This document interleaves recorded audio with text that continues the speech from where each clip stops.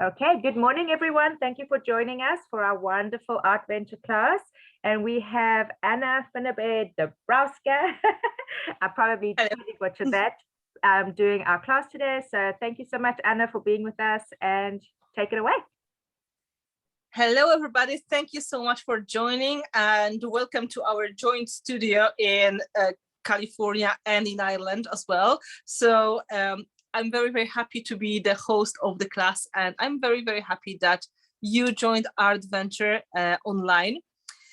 Our job today is to work on the canvas, and for those of you who never had any classes with me, I will just explain how everything works. So give me like 2 minutes. Those of you who know me very well, you can just now take a deep breath and relax. So don't worry about anything, because the whole process is going to be done step by step in front of you. So this is the sample I made in advance, and this is the one that is going to go to the auction winner as well. And today I'm going to make another one in front of you step by step. It's going to be, of course, slightly different, but it's about techniques and the way you're going to use your supplies and how you're going to make your final decisions. You're going to learn about the products, how to use them, and what are the possibilities. You're going to learn a bit about this kind of composition. And of course, everything is done in stages. So there will be moments when I'll be asking you, do you need a little bit extra time, or do you need me to repeat something, or, and I will really, because I can't see you, I have to just figure out how far you are in the project. I try to make it all in this even pace, so everybody should be able to keep up. But please remember, it's also recorded. So if something happens, for some reason you have to stop watching, you can always come back to the video later and continue your work. And all of the products we are using, they were possible to buy in the kit, but you also had the list. So feel free to replace some of, especially embellishments or the objects, if you feel that something is better for you. Don't worry, I'm not upset. I don't ever feel that you have to use only what is in the kit. However, I'm going to stick to the things that I was trying to show you on the sample, so you will have the best possible experience. As we mentioned as well, there is a chat. If you're using the chat, make sure you're messaging everyone so I can see that on my screen as well. And I will be switching the camera to the table view in a moment, so you will have the look from the top and you're going to see the whole process step by step. I think that is the most important information. Just in case if you're wondering about the products, mostly my products for Prima marketing. I keep working with Prima for many years now, and I'm mostly responsible for mixed media products in that brand. And a lot of the elements which I made with Prima, they are very versatile. And that's why in ArtVenture, we have 2 classes which are based on one kit, because we can mix and match and we can use products in different way, depending on the project. So let's start. I'm just going to flip the camera to the top view. Hopefully it's going to work here. And this is the table. And I will just adjust it to make sure you can see much more than not just my tea for some reason. Okay. A bit more. If you're feeling like you are seasick for a moment, I'm sorry. I'm just trying to find the best position. Okay. So that is the top view, and you should be able to see everything clearly from the top. We still have plenty of daylight, but I may switch extra lights later if I will see it's getting too dark. And this is the closer look at the final project we are planning to work on. So as usual with mixed media, you're using a lot of different supplies. You put them together, add different kind of mediums to that to get really interesting results. And we're going to start with the bottom layers first. And the most important information for you is the beginning is not really important because we covered that in 70% anyway. So you don't have to stress out, you don't have to worry. You just go with your flow and you play with the elements you may have somewhere nearby. So for this project, this is the collage. We are starting with gluing. So the bottom part of the project, it's in fact scraps of paper and some tapes. You can see I was using different kind of papers. Here's old book and there's part of the tissue paper. And the best product to go with that would be some kind of liquid gel medium, which is very sticky. My suggestion for that is soft gel. It may be gloss or matte version. It doesn't matter for us. And this is going to be the product which is transparent after drying and very sticky. Very good glue for any kind of flat gluing. Also good for small embellishments. So this is the matte version of the same product. You can see the colors are different to make it easier to recognize. And we are going to start with finding some scraps of paper that would be, maybe here, it's not space, that will be working for us to organize the space. I prepared some options. I have some paper dolls and also some images. They're going to be for later and when we're going to decide about the composition. And I have my scraps of paper. And I put the dolls in the safe place. And here you can see just simple leftovers from whatever project you may have. So that is going to work. Also, if you prefer, you can take a bit of the tissue paper because we're going to use it mostly for the class next week. But there are so many pieces here that we can use. We can take just a small bit, for example, the text or something, we can add it to the project as well. So let's start with that. I'm just going to cut part of my text, maybe. You can't see my scissors, but I'm cutting the paper.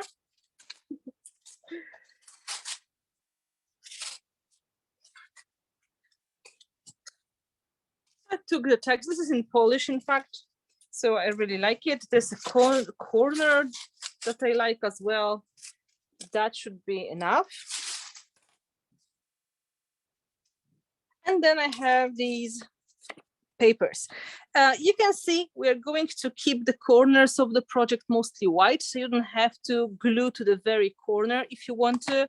It's more about creating very freestyle and relaxed kind of background. So let's start with the soft gel and gluing. Have you got any questions for that part of the project?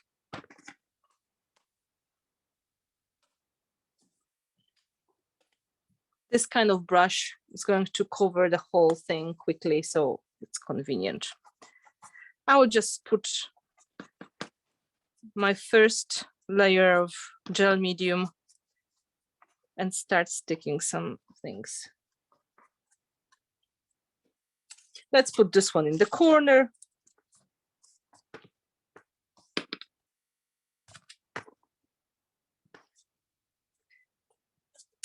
Let's make maybe some nice.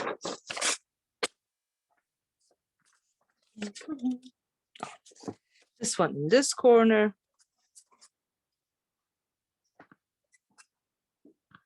Just a few layers.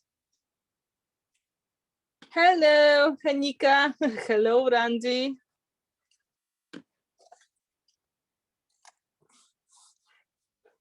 So it's a really kind of a casual, relaxed way of adding elements. You're going to see just small parts of that. So these papers, they shouldn't be too precious.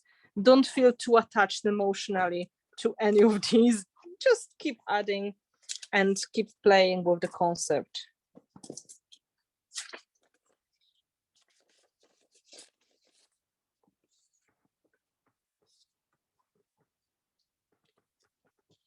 First steps are not so important. This is more like a warm-up for you.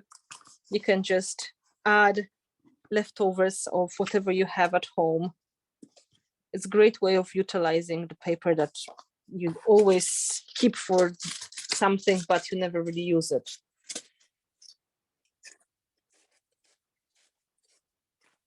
I really like this text, so I will try to add the text here on the top.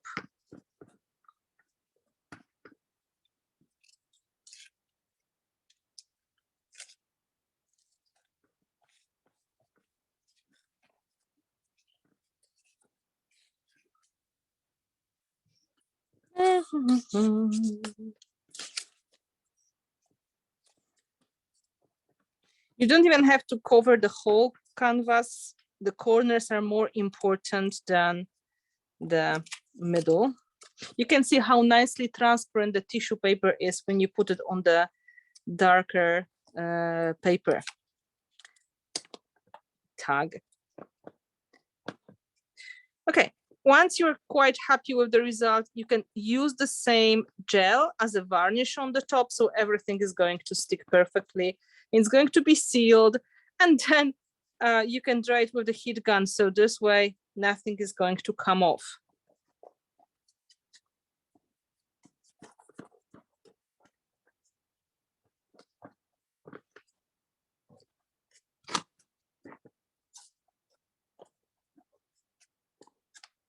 Great technique for getting rid of any unwanted papers on your table. So I highly recommend.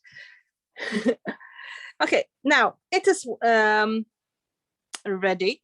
Now we can dry it and we can add some extra layers, maybe some washi tape, maybe some fabric tape. Sorry, I have to move my heat gun around the charger wire. The real life experience with me, I really show you my real workspace. So every time when you spot something funny or it looks like there's a bit of mess happening, yeah, this is real life.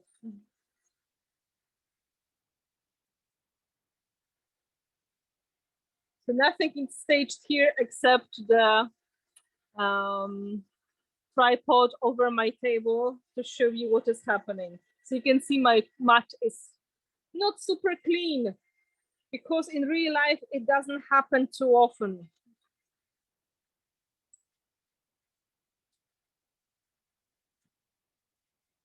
So there's a moment to dry it, not too long though, because it will feel tacky, but it's going to be dry. Like, okay, half dry is enough. If you don't have the heat gun, hair dryer works really well as well.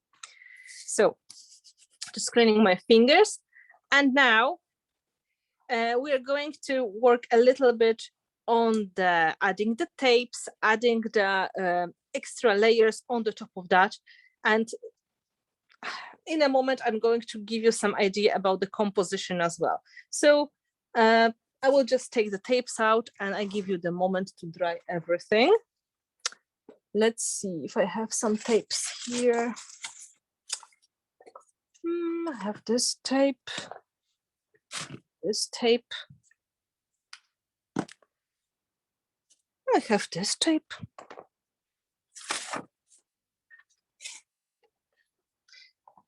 Some ideas, washi tape, mesh tape, fabric tape, whatever you have. Masking tape if you have some.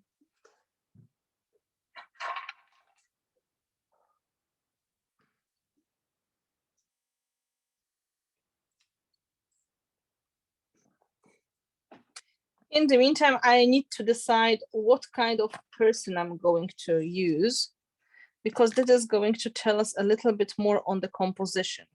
So I'll try to find different examples to tell you which direction would be better.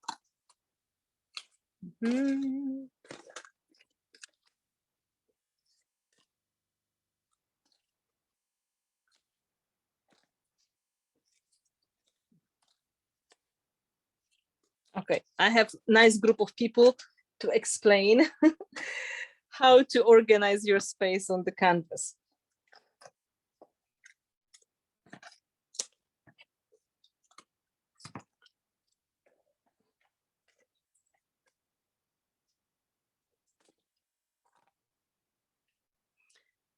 Mhm. I think this is possible that we are going to go to the next step. Everybody is okay? I can continue now.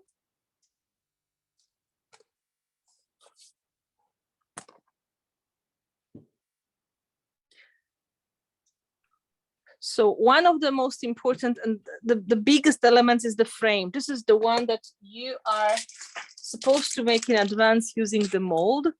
And now we're going to make the decision where the composition is going to go. So our first scraps of paper are not so important, but once we start layering more visual elements, it is going to be important to make the decision, do we go to the right or to the left or in the middle?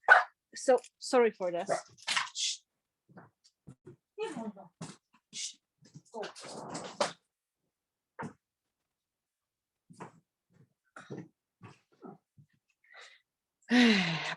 So it's good to look at the photo that you're going to use. If you don't have an image, if you are just planning to add that later, you will just pick the photo according to the composition, and this is not a problem. So if you look at this one, you can see this girl is just sitting on the very corner, more or less in the middle, and that is basically okay. It could be probably a bit better if I moved it a little bit more to the right, but at that point I didn't make that decision. What you can do is to look at the image that you have, and if somebody is facing a little bit more that way, it will be more natural to put that person closer to that edge, so it has more space to look at. If you have somebody, oh, like this lady here, she would be more natural on this side of the composition. So we would move our frame a little bit to that side, to the left. If you have somebody sitting on the other side, like this is the lady, probably much better on that side of the composition, okay? Because she will have more space to look at that way. What about groups of people? If you have a group of people, they're basically in balance. So wherever you're going to put them, they're going to be okay, right? But if you have somebody who is taller and somebody who is shorter, it's a little bit like showing you direction as well. So these girls would probably work better on that side. So if you're working with the images, this is some kind of start you can use to make a decision where to put your first elements. I hope that makes sense. These are, of course, paper dolls. These are from Tim Holtz. But the same thing happens when you have cropped images. Like this girl is facing that way. So if I crop that image, she would be much better looking on that side of the canvas. So the frame would be here. And here we have a group of girls. If I would crop them to make them smaller, they are very balanced. They can go anywhere unless you're looking at the height. So then they could be better on the right side of the canvas. So you can use that as an idea or where you would like to put your favorite element. So let's see, we have decision to go on the left and on the right. This one is going that way. Maybe let's take this lady with the big white dress. She's very nice image. And that is going to put my composition slightly more to the left side, so she will have more space. So now, once this big important decision on where to put the frame is done, I know where to start adding extra elements. They're going to be like extension of this composition. They're going to add the reference lines for me to build everything. You don't really see them that much later, but if you're a beginner in mixed media, if you're a beginner in scrapbooking, making some horizontal and vertical lines is very helpful. It's just helping you focus, helping you to focus on where is the focal point of the composition. So for example, if I would like to add a little bit of the texture, I'm going to use the mesh tape.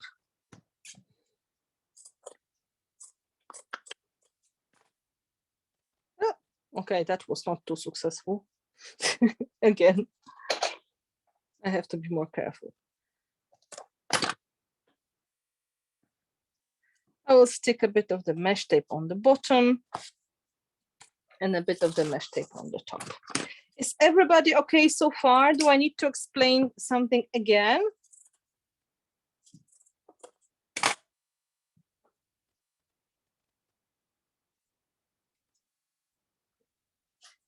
That was just to help you to make decision where to put your elements if you don't have any idea how to start.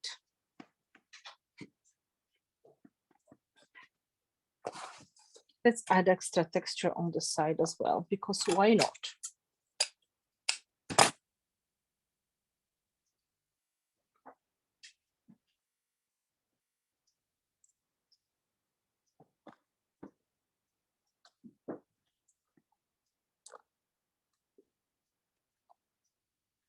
You never know how much of that is going to be visible in the end, but I'm glad that you are doing well. So again, don't feel too attached to these little not very important bits and pieces. If you have something really precious you'd like to add, make sure you're going to add that a bit later to the composition. Now we are just playing with adding textures. I have some really old washi tape, but I really like it. It's very simple. So I'm going to include a bit of that in the project as well. Just polka dot. Very nice.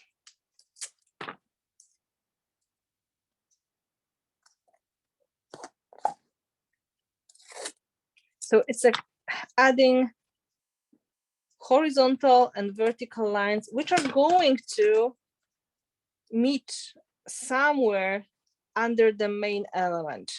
So that is going to focus more of the attention on the main part of the composition.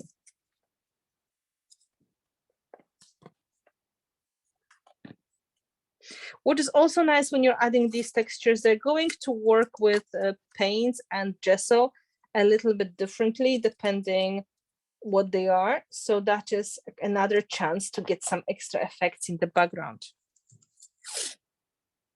This is the fabric tape. It's also going to make a difference.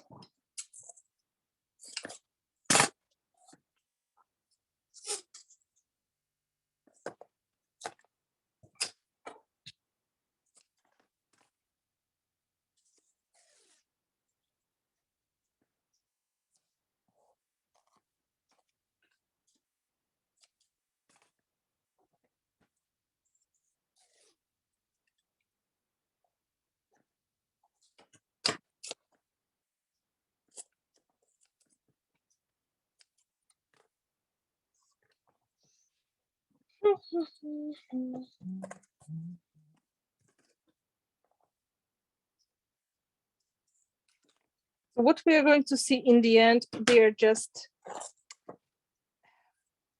like the outside parts of that composition.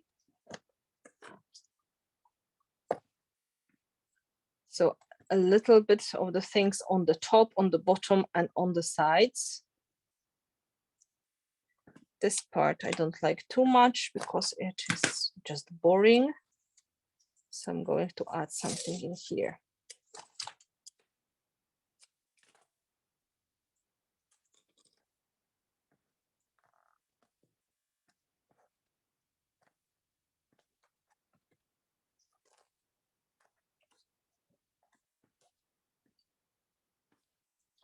And a bit of glue.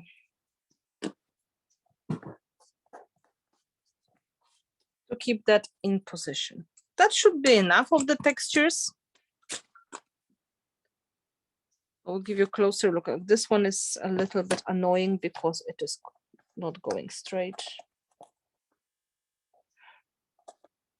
It doesn't matter that much, but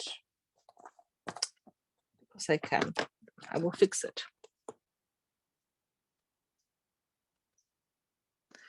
And that is basically our background ready.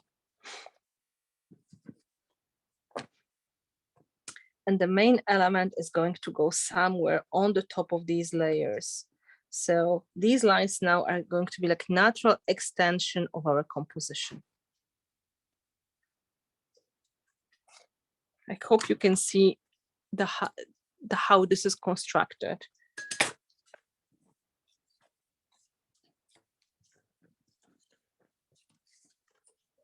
Now, before we are going to go to the next step, we need to make some decisions on which elements we're going to use for this project. And because you've got elements made with the mold, I would say one full set for this class is more than enough. So you're going to have one of the frames, medium size, small size, some of the rectangle elements. It's good to have them nearby at this point because they're going to be our next step. So the embellishments. One set is more than enough. And then we have 3 packages of metal embellishments. And I would say for a good measure, we will just take half for now of each packaging and half for the next class. So there are 9 flowers. So you can take 4 or 5. Whatever is left today, you can always use next week.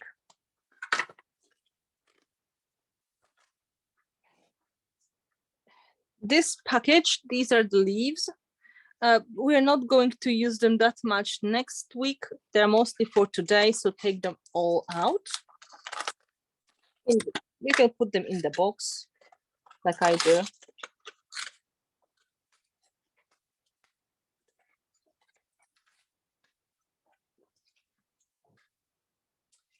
We also have package of mechanical embellishments. Again, half for today, half for the next time.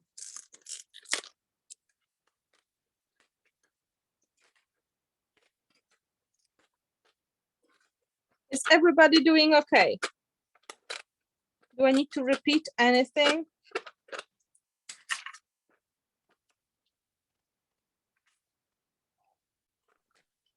I think everybody is too busy having fun, Finnabair. Like they're very quiet, so you know. Right? Very busy.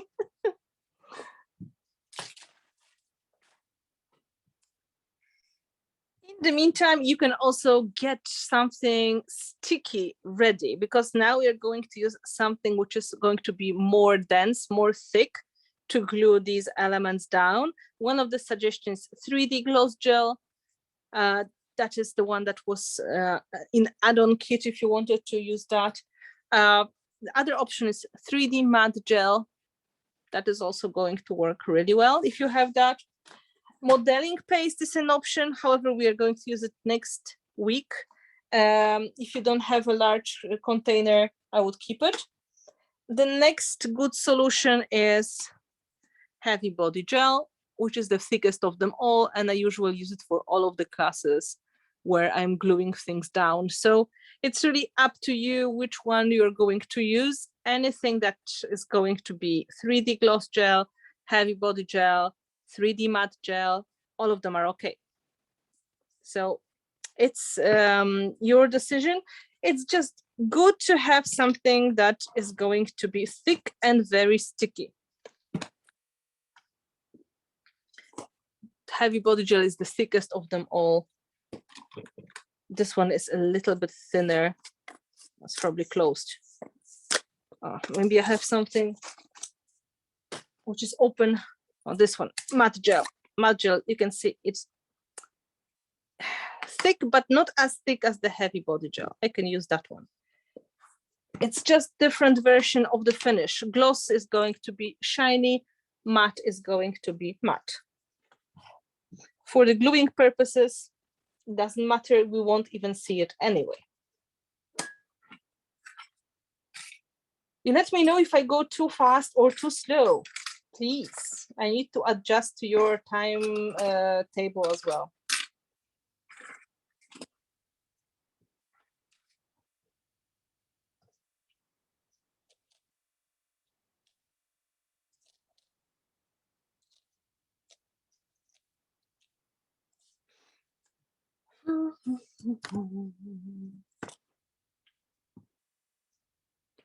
So now giving you a look at the final, we are going to make multi-layered, quite dimensional composition.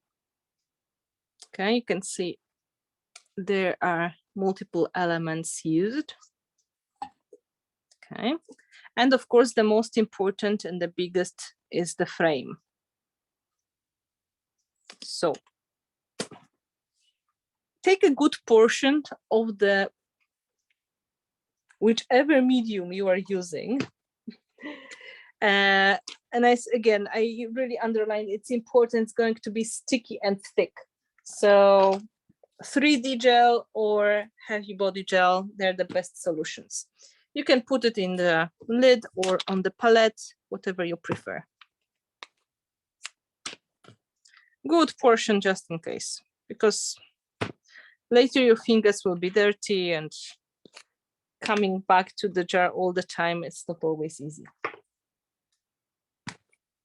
Now, if you'd like to make the composition, it's good to imagine some kind of visual focal point. So we have that done already. There is an image I'm going to use.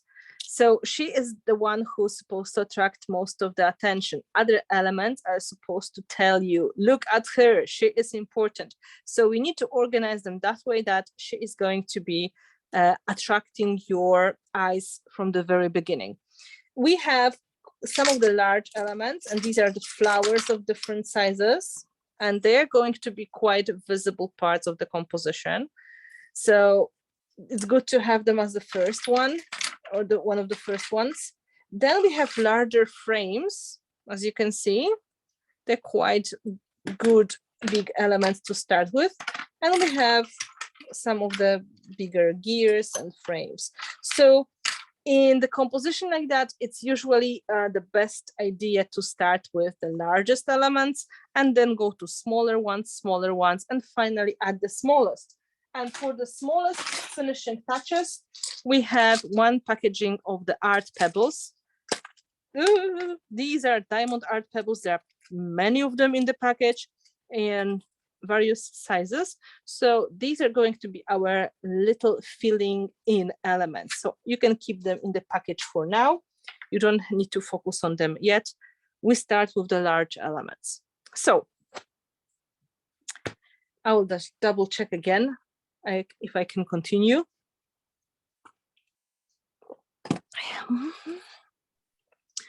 The most important thing is just to stick the big element first, right? So let's take that large resin frame that I made up front and put quite a generous amount of the gel on the other side and try to put it in the place that is going to be the final position. Press it down, and of course there will be these blobs of gel. It's okay, we take the brush, and if it's really annoying because you don't plan too much of the extra texture, just pick it up when it's wet. It's good to yes? Confirm, we had somebody just come on. So now you're using heavy body gel? No, 3D gel. The 3D gel. Okay, thank you. I have 3D matte. It can be 3D matte. It can be 3D gloss matte or heavy body, whatever you have on hand. These three are going to be a good choice. Perfect. Thank you. Yep. Any of these. At this point, I had this one opened. This is matte version, and it's going to do the same job as the gloss version or the heavy body gel. So we go with this one. Okay, I have a portion here. So the first one is down.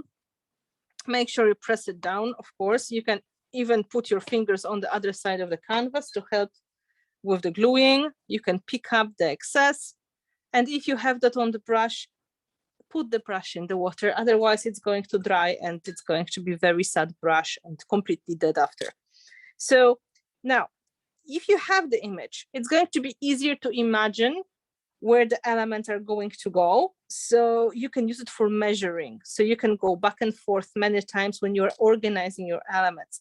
We want to extend the composition to the sides a little bit, and then add some focal points, some extra elements.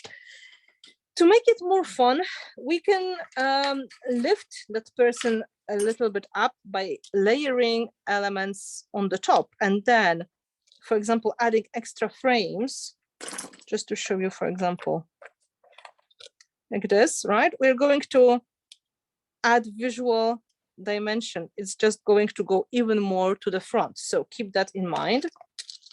We have this very nice big frame. Sorry, I forgot the word. So we can include it somewhere in the composition. It may be another layer as well. For example, you can add it as a multiplication of the design. This is another good option. We can break these elements in pieces as well. So you can organize your space according to your personal choices. If you're planning to break, it's good to have maybe some kind of harder tools nearby. So when it comes to organizing the space, usually it's good to imagine where the elements are going to go. And if you are feeling confused, if you are not sure, think about some kind of visual triangles. So for example, if you are using flowers, you can think about how to make composition with the flowers that are, it's going to look like a triangle, or at least there should be an even number of them. So for example, I can start with something like this, okay? I can add extra lines to the composition by adding these corners or some smaller frames. It's going to make it more interesting. And then, of course, we have leaves, which are going to be natural extension of the composition. It's going to add elements which are finishing touches. It's like in the flower composition. Usually you put the big element first and then you put the smaller ones. So that is giving you some idea. So let's start with the construction. I have the concept, 2 flowers on one side and 1 on the other. This is a good idea. And I would like to add extra dimension for this lady to have something interesting going on. Just to show you, for example, what happened here. I broke one of the frames and I added on the bottom. I broke another one here. So we're going to use a similar trick. First of all, let's add extra layers for the lady to sit on. We can put one frame inside of another. This is going to give us extra support. And something nice and visual inside of the big one. Then we can stick elements like that, which are going to give extra support to the person. This one, or this one, or even both. I will try to show you the idea. Okay, so when you're gluing one on the top of another, be quite generous with the gel because these are uneven surfaces. So again, try to put quite a lot and press it down.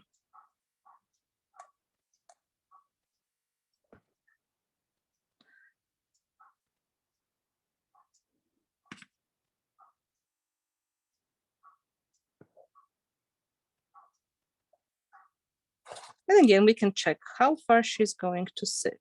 Okay, that looks quite nice. So now we can try to extend that composition to the sides. Flowers will go on the top of that as well, but we can add this corner here, or we can add this large frame, or we can break it. I think you start to feel that I can't wait to break something. This is a good thing about elements made with clay or mold. They're easy to change the shape. If you want to make them smaller, you just break them into pieces. So let's see what happens if I will break this one. there's good thing about it because you can repeat the element in 2 places now. For example, you can add one on the bottom somewhere, like a part of a frame, and one on the top.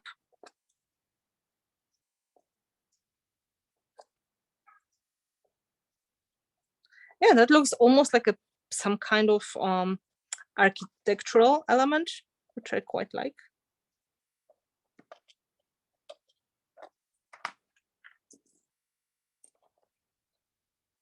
You can put that in here. That's another corner.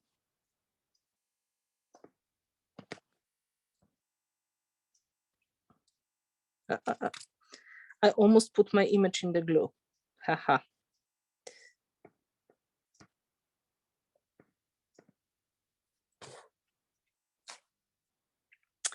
So let's see. She is sitting in here. I still have some smaller things.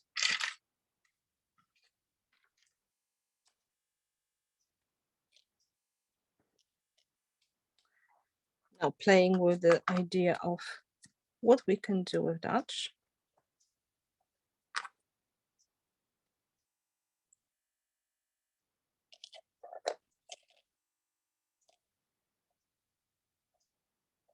That is too similar. I'm going to break one more corner.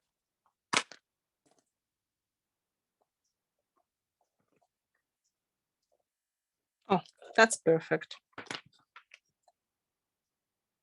So you can see once you're starting building composition like this, your first layers, your precious papers and tapes, they may not be so visible anymore. So it's really good not to get too attached to some of these. Just pick the ones which you feel like they're okay, and it's going to be quite fine. So on the top of that, we can start adding the other elements more flat, so the flowers and cogs and gears. But before we're going to do that, I would recommend to take a heat gun and dry it for a moment so they're going to set. It's going to be much easier. You are not going to move them by accident. Does it make sense?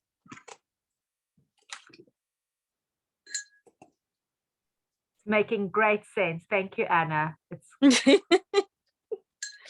Thank you. You're very encouraging. I really appreciate your comments.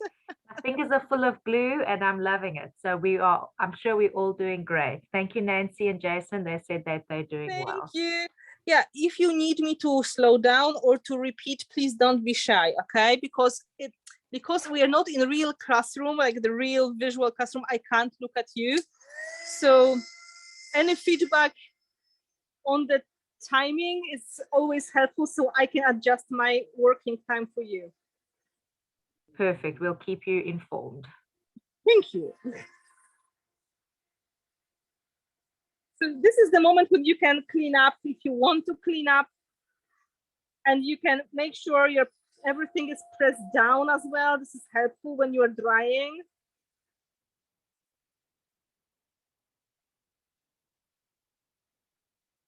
Once it is glued down, it is getting permanent as well. So that's a good solution to dry at this point. You can also use your heat gun on the bottom side of the canvas if you feel there's a lot of wet glue or gel on the other side.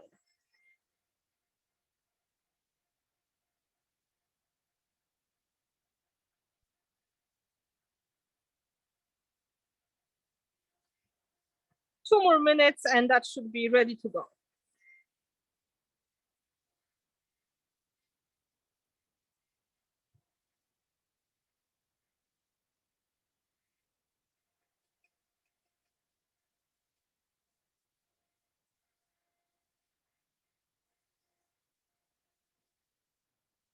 Tea break.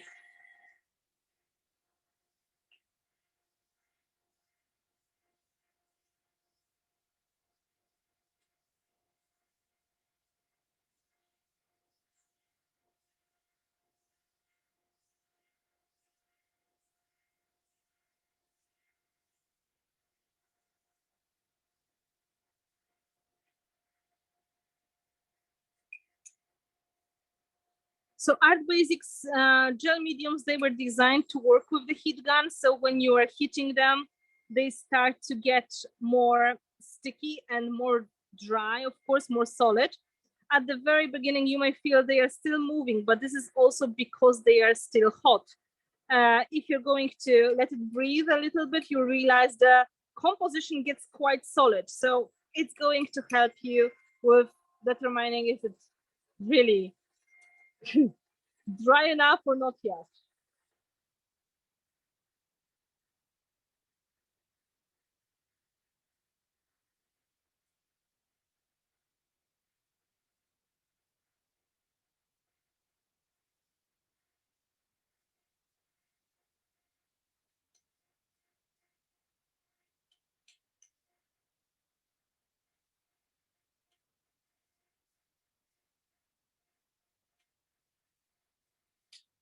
Look, that should be okay for now. If you're not sure, you can try to move things. And they start to feel like much more secure. They're still moving a bit, but it's okay for now. For the next step, we will again take our image and we will try to think about what else we can add here to make it look nice. You know about the flowers, the cogs, but we also have these little bits and pieces taken from the mold, which will be great finishing touches. So we can play with that. And we continue working with our 3D gel or heavy body gel or gloss or matte version. So we are going to use our imagination a bit. Okay, this one is still much better. So we were talking about triangles. So now you can try to use that concept for example, organizing the flowers. They're large elements. They're really easy to see.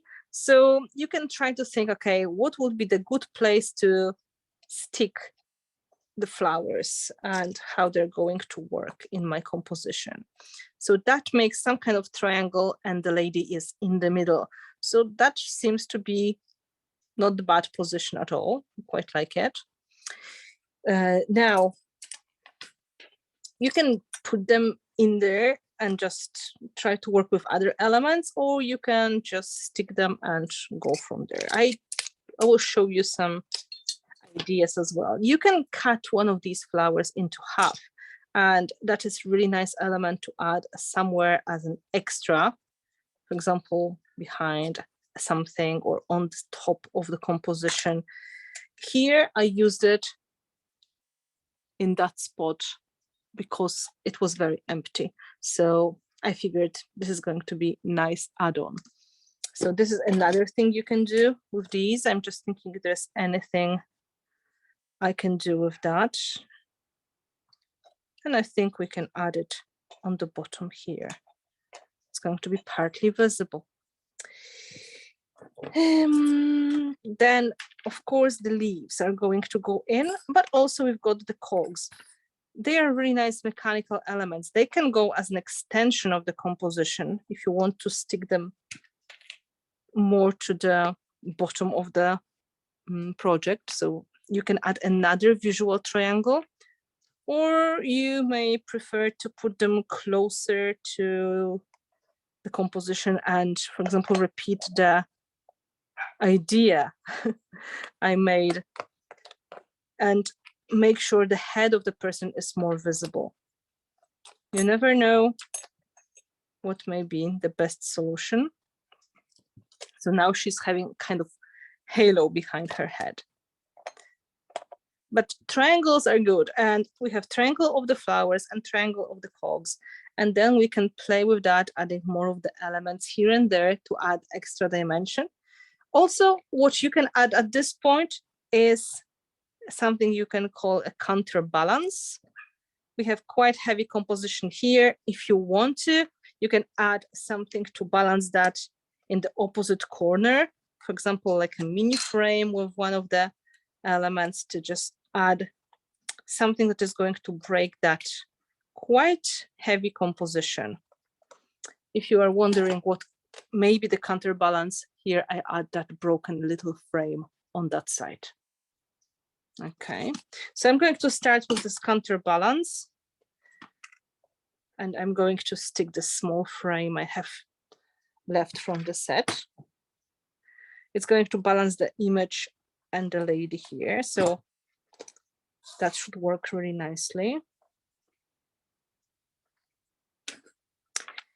And then I will start gluing down the flowers.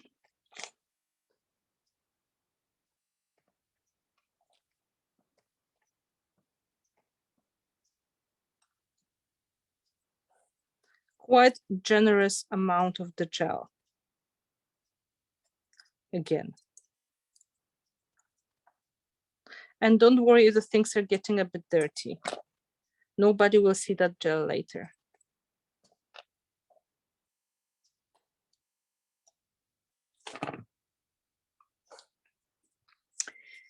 And don't be afraid of layering things. Like, it's kind of natural that you would like to put one element on the top of another. So that's why we were gluing first layer and drying, and then we put the second one. This way, it's just going to be easier to keep everything in place.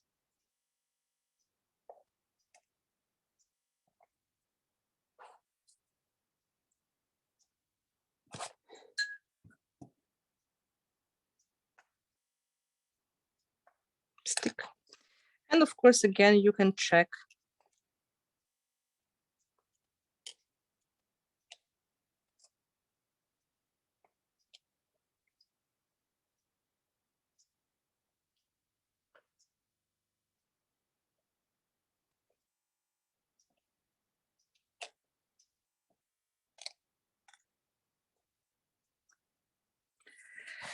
So now we can start thinking about adding finishing elements. So leaves and smaller bits and pieces, and finally the pebbles. This is like the main body of the whole composition. I also included a bit of the extras, such as little pine cones. I had them here on my table, whatever the name of that seed is. I really liked it. I just wanted to make the look of the flower a little bit more fun. That's why you can see here, I broke one of the flowers and I added this kind of nut inside of it. It was really fun. If you'd like to break the flower, it's not too hard. You can just try to separate the bottom petals from the top petals by pulling. And then you can make this unusual looking flower as well for yourself. If you'd like to do that, it's quite fun. And then you can add something inside. Now I'm tempted to do it. Okay, maybe in a moment. So now we can start adding leaves. And of course, they're going to kind of follow the composition we made. So if you're putting leaves on one side a little bit, we're going to add them also on the other. So there's like a corner to corner line we follow. So there's one flower. So it could be kind of natural that there are some leaves coming out of the flower. And for the good balance, we should probably add that on the other side. So this way, things are going to look more natural.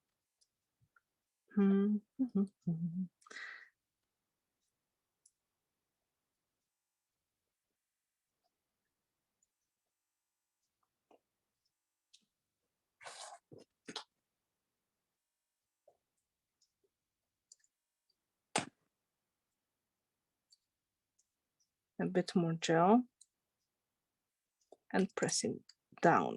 Yeah, it's already drying on my fingers, so things stick to my fingers more than to the background, which is funny.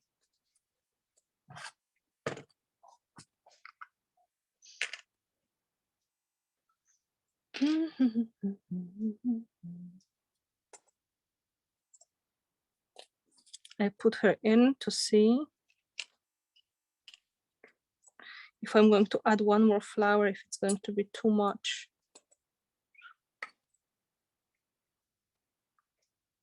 It's quite pretty though.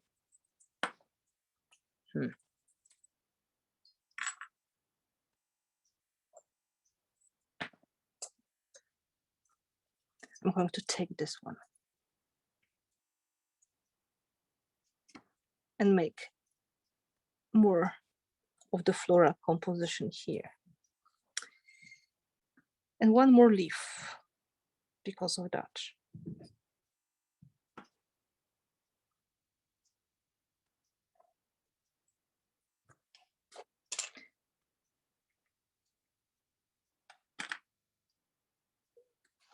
So now we have a bit of the empty spots. We can start filling them with the smaller parts of the composition. I'm just thinking about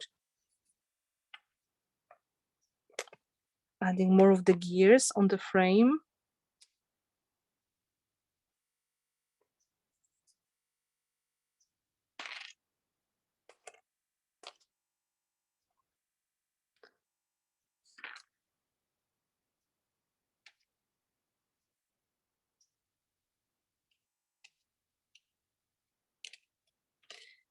I have a nice spot here. I can add another dimensional element.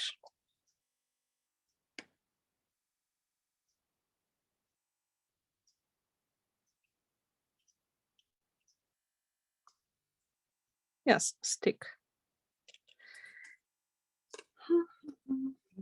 I have this pine cone, which is quite nice. I can add it as well. And this very strange pod or nut. It's like a found object from the studio. A little bit of the jungle element.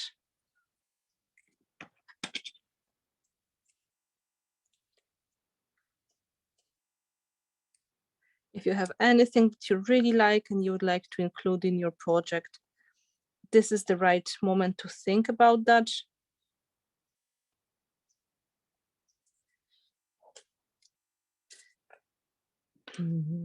I have one more. You can add it on the frame.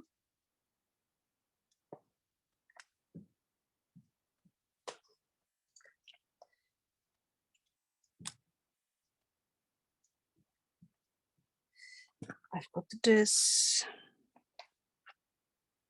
I can slide it in here. So now it's just playing with all these elements, trying to make the look as fun as possible. And then, of course, picking the best solutions. You're not supposed to use every bit from your kit because that would be probably impossible. And you may feel free to add something that you really like from your other supplies. What we are thinking now is to find the balance and to make the look as filled and ready as possible. So I have some of the leaves left.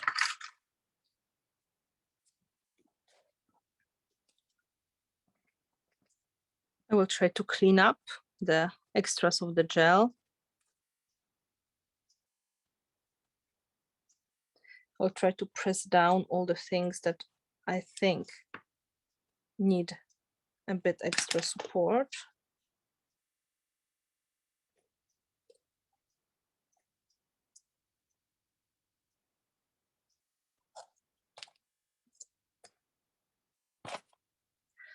And I think the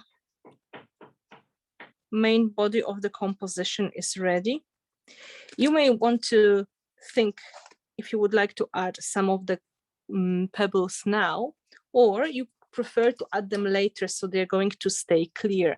Many people like this natural clear look, and I really like to have a bit of that bling because we're going to use metallic mica. So I'm not gluing them in. I'm going to do it later once the project is painted. But if you need one or two, because you feel something is really empty, this is also possible to glue it in now. You can see my fingers are super sticky. This is how gel medium works. So now it's going to be a short break for me to wash my fingers and to start drying the composition before we are going to go to the next steps. So if you need 5 minutes for a break, this is a good moment, because I will just put my heat gun in front of it and I will go and wash my hands. Otherwise, I may not touch anything anymore. Anna, should we have a 5-minute break? We can pause recording. Yeah, you can pause recording, because I think 5 minutes now would be a good moment. I need to clean my hands, otherwise I'm going to stick completely. And this is going to be drying time. Perfect. Okay, so we'll come back in 5 minutes, 10:25. Yay, thank you. Thank you. So in the meantime, we were drying the project with the heat gun or hair dryer to make sure elements are starting to feel a little bit solid. And when you're drawing the project this way, it's kind of important to, first of all, move your heat gun around, or just move the project around from time to time, so you're not scorching one part and the other one is still wet. So what I do after 1 minute or two, I just flip it and then I keep drying in different position. So you can see I also push the elements down, usually with some kind of tool, for example, the other side of the brush, if I feel they need extra support, because that presses them more into the gel and they feel more secure. Also, what is important, you can dry from different angles. Try to get to these lumps of gel, and they may still be very white, but in reality, they are already dry enough to hold the elements in place. So keep that in mind when you are drying. Try not to burn one part of the project and then forget about the other, because it's frustrating. And I also suggest drying a little bit from the other side. So the bottom parts of the gel, they have a chance to dry better.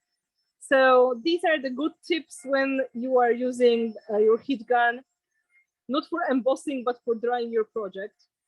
And as I told you before, when you feel the elements are still moving, give a moment to the elements to cool down. I was even doing that, kind of cooling down with the mat. So you can really feel how done they are once they are really cold, because the hot gel feels more flexible and it's going to give you the impression it is still not done yet. So don't panic. Usually 5 minutes of drying is getting close to done, unless you already have huge pile of gel, and then it takes longer. If you are in the situation that you can let it dry naturally, that's even better. You just put it somewhere in the dry place, warm place, and you forget it. You go, you have your lunch, or you go to sleep and you continue the next day. It's going to dry naturally without any problem. So this is the whole story with drying. I can feel most of the elements, they're pretty solid. I know I'm going to start painting very soon, so that means I'm going to touch every element. So it's good to find if there's any that needs extra support. And like from my point of view, this set here with the leaves feels a little bit too wet, so I'm going to fix that with the dryer. And if you have any questions, I'm very happy to answer.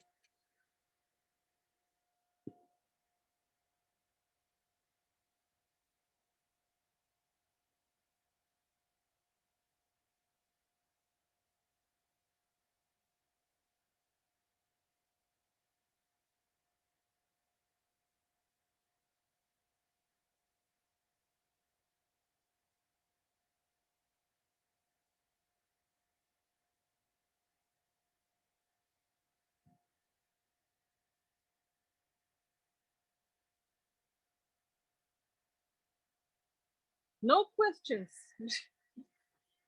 Well, I guess you are very busy students.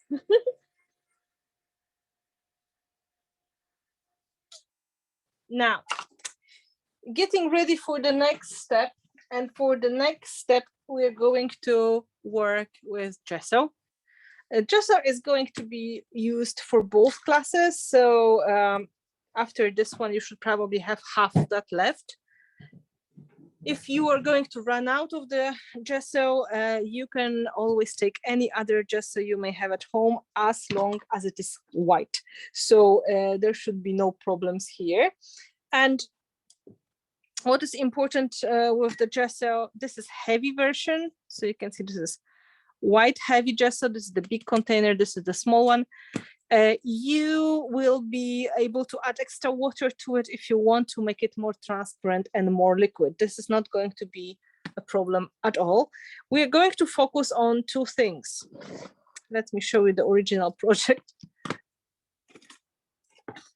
First of all, we need to prime our embellishments, which means gesso is going to be our primer. It's going to give us this matte finish that is going to make our painting much easier, because everything from slippery metal or resin plastic look, it's going to turn into matte. So all of the paints the other mediums are going to sit on the top much better. So that part where we are working now, so embellishments, resin, it's going to get painted at least one time.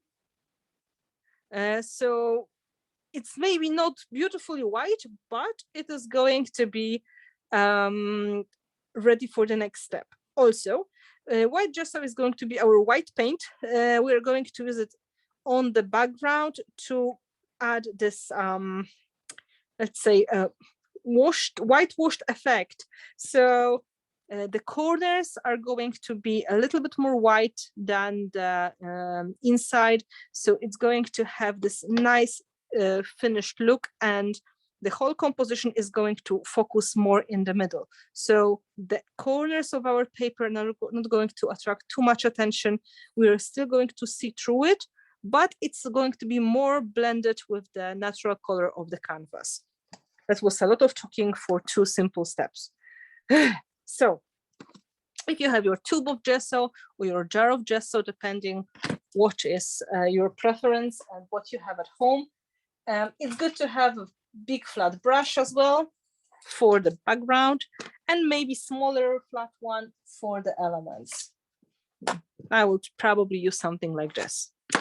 So I will start with the background, because elements, maybe they need extra drying, so I will give them the extra time. I can take this gesso, or you can squeeze that one on the palette. It's up to you, whatever you have.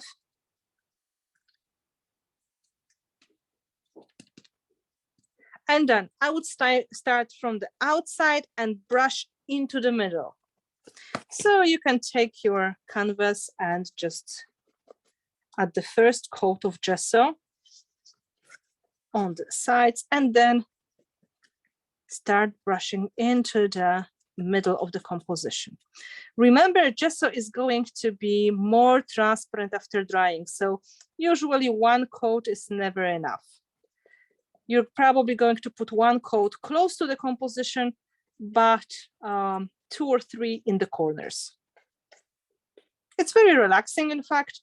And once you have nice flat brush, which is not too stiff, it's smooth and easy process.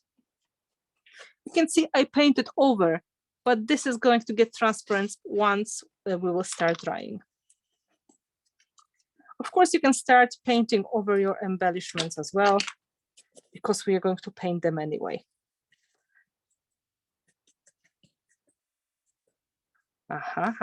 No, you're not going anywhere. I will stick you.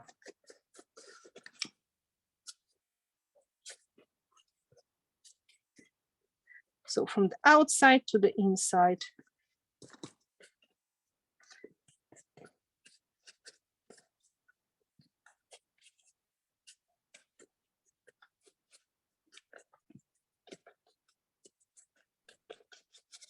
Anna, while you're painting, why don't you tell us a little bit about yourself? I know there's some students who have never taken a class with you before. So how did you get started? Everything for me started from very first casual classes that I took from my friend. These were decoupage classes in probably 2005. It was the very beginning of any kind of this craft in Poland, because for many years we were quite neglected when it comes to this kind of crafts. And in 2008, we started really getting first information about something called scrapbooking. And we were kind of curious to see what it does and what it is. And some of my friends invited me to join the message boards. And I didn't really get the concept of it at all, to be honest. I didn't know what to do, but I liked the concept of working with paper and glue. And I started at the message boards, just looking at what people do. It was 2008, then 2009. And I realized that paper and flowers and stamps, they are quite boring. And it was not giving me enough of what I wanted on my projects. I really wanted to make them more fun. However, there was nothing to buy in the shops locally, because we had no shops. So we had to buy everything from eBay and from the US and try to go to international retailers. And we replaced a lot with the local findings. And this is how I started to develop my style, which is based on mixing and matching and making that more eclectic. My first big step was when I started using sprays. That was Glimmer Mist brand. If you remember Tatered Angels, that was years ago. That was probably the first spray mist that was on the market. And I fell in love with that concept. I didn't know anything about mixed media at that time because it wasn't popular. It wasn't even existing yet in that form we know now. But I really wanted to paint everything on my project. So I started spraying like crazy. And I made it to the international design team for first time ever in my life. And that was so exciting. So I started working with Glimmer Mist, and soon after I applied for Prima design team. That was probably 2012. And I made it. And I was the crazy one on the team that wasn't really using the things that were supposed to be used. I was just tearing everything apart and painting that. And they figured that there's something different about me. And they suggested I should probably come and do some of the demos during the CHA. And this is how I started doing live demos as well. And in 2011, one of my friends, Natalie Kalbach, she is a wonderful artist from Germany, now living in New York. She invited me to teach a class with her. She knew that I am, well, kind of to say, I'm a teacher by profession, so I can probably handle a class with people. However, I never really made a class in this kind of crafts. I was a primary school and nursery school English teacher, and I was working in the community center as a helper and somebody who's organizing events for people and elderly club, not really doing any crafts. So I was absolutely thrilled. At the same time, I was absolutely scared that I won't know what to do, but she helped me so much. And after that, I started teaching quite regularly. And in 2012, it started to be my full-time job. I started to be full-time mixed media teacher. And I started to travel internationally because apparently people were looking for that style and they were really willing to invest their time into that. They like the freedom. They like the concept that you can change everything if you want. And in the meantime, I got on the team with Prima, and they realized that I was teaching a lot. I was doing demos for them, and they proposed I can make maybe a collection for Prima as well as a designer. And that was a huge surprise, but I wanted to try, of course. And this is how my first collection showed up. And these were mostly papers and embellishments. But from there, we took it a bit further. And this is how the story started. I basically kind of naturally, by accident, I became a full-time mixed media teacher. Although this is not really my profession. I'm completely self-taught because I couldn't take any classes from anyone because there was nobody around me at that time. So I just try to figure things from watching the tutorials and looking at people's projects and trying to figure out how the things work. So the story was, it's a story of self-taught crazy person who didn't know things are impossible, I would say. So I always believe if I can do it, you can do it too, because things like that just simply happen. And I'm super grateful for Prima that they gave me the chance to make my mixed media line as well, because they gave me so much freedom and they really trusted me with all the products, and I appreciate it so much. In the meantime, I painted everything white with the first layer. So yeah, the truth is, it was just a coincidence. I never planned it. I never was thinking it is possible. I didn't even know a job like that exists. It just happened, and I just went with the flow because I was too excited to realize that it is scary. So I'm absolutely thrilled that I can do that. What is my passion as my job? Yeah, I know I'm very lucky. So I'm absolutely grateful to the universe and all the people who helped me on the way. We are thrilled that you followed your heart and you did something like this and introduced the world to this, which I'm eternally grateful for.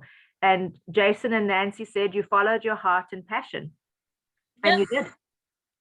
So thank you for sharing that.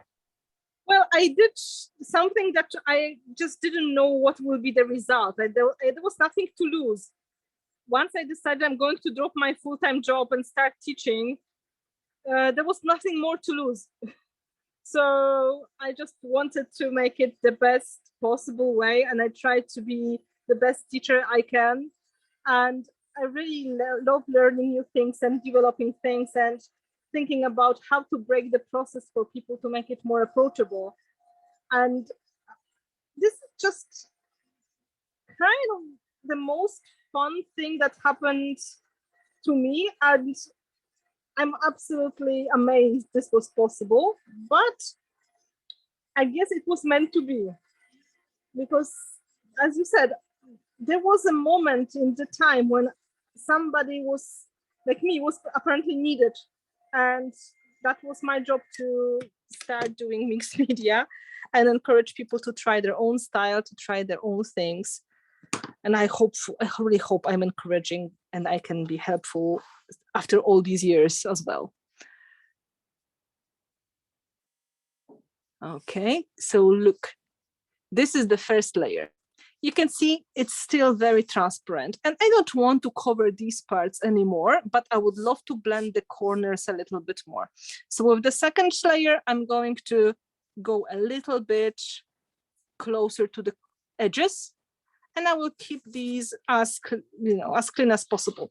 Also, if you think you're going to go for lighter colors, this is the moment when you can add a little bit of the extra white on some of the flowers and embellishments. But remember, we're going to use permanent version of the paints, so they're going to cover that quite a lot anyway. So it doesn't have to be perfect. Nobody will see that anyway. Just to show you, we're going from this to this, so there will be plenty of color going on the top.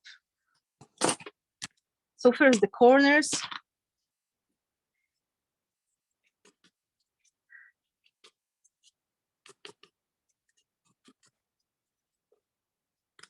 Okay, you can see if you start putting the second layer, it's going to cover much, much better. So I will try to get into the corners a little bit to give this nicer blending.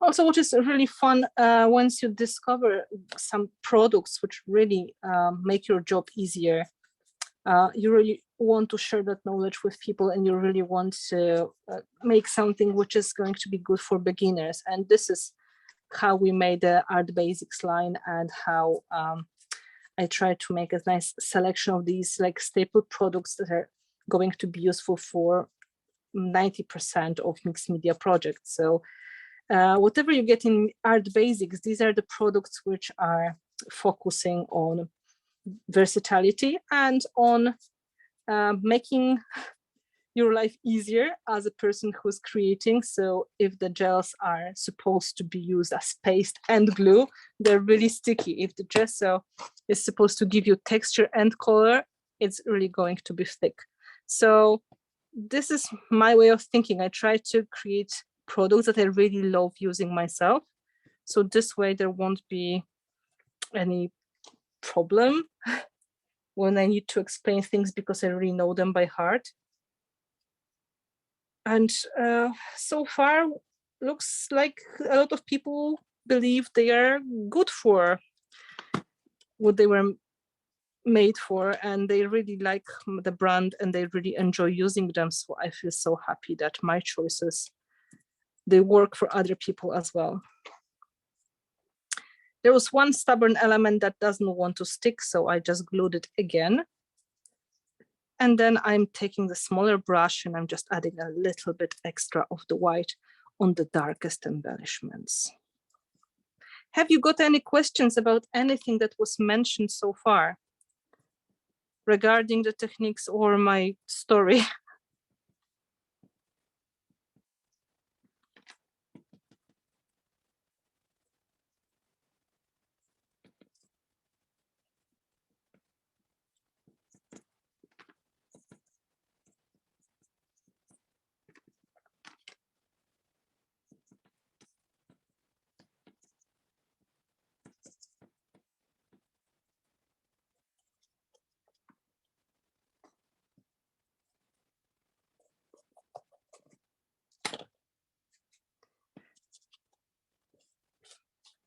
If you feel you covered too much, you can use your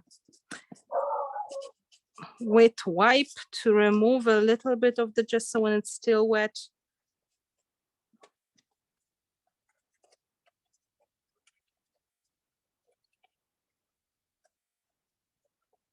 Blending is fun. In general, it really makes a nice difference once things are really finished and touched up in the right way. So really that it's more important how you finish than how you start. So you can see the first layers, there are just a tiny bit of the pattern and texture in the background. Now, second drying, and the colorful art fun is going to begin.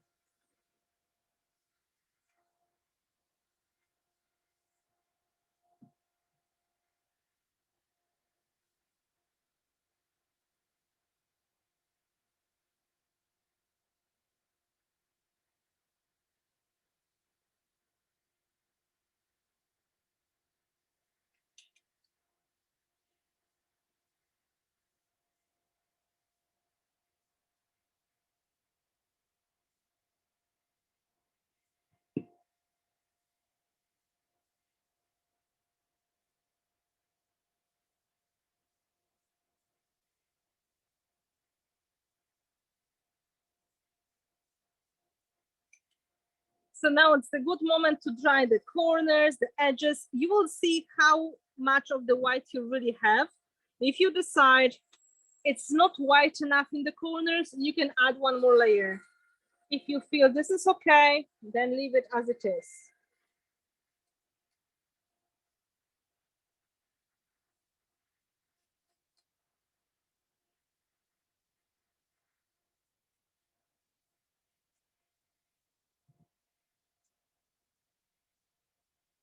There's a lot of drying, but it's absolutely worth it. So I think it's a good moment to really make sure everything is staying in place.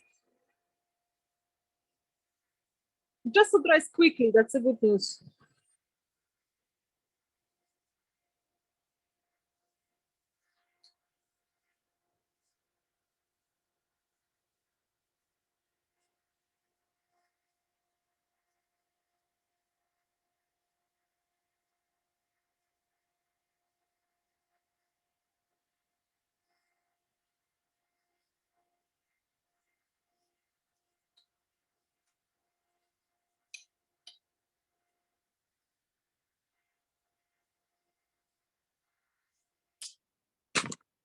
So let's have a closer look at the canvas. I just think the top is okay, but I believe a bit of the white would go in the bottom corners, just a bit for myself, just to feel better.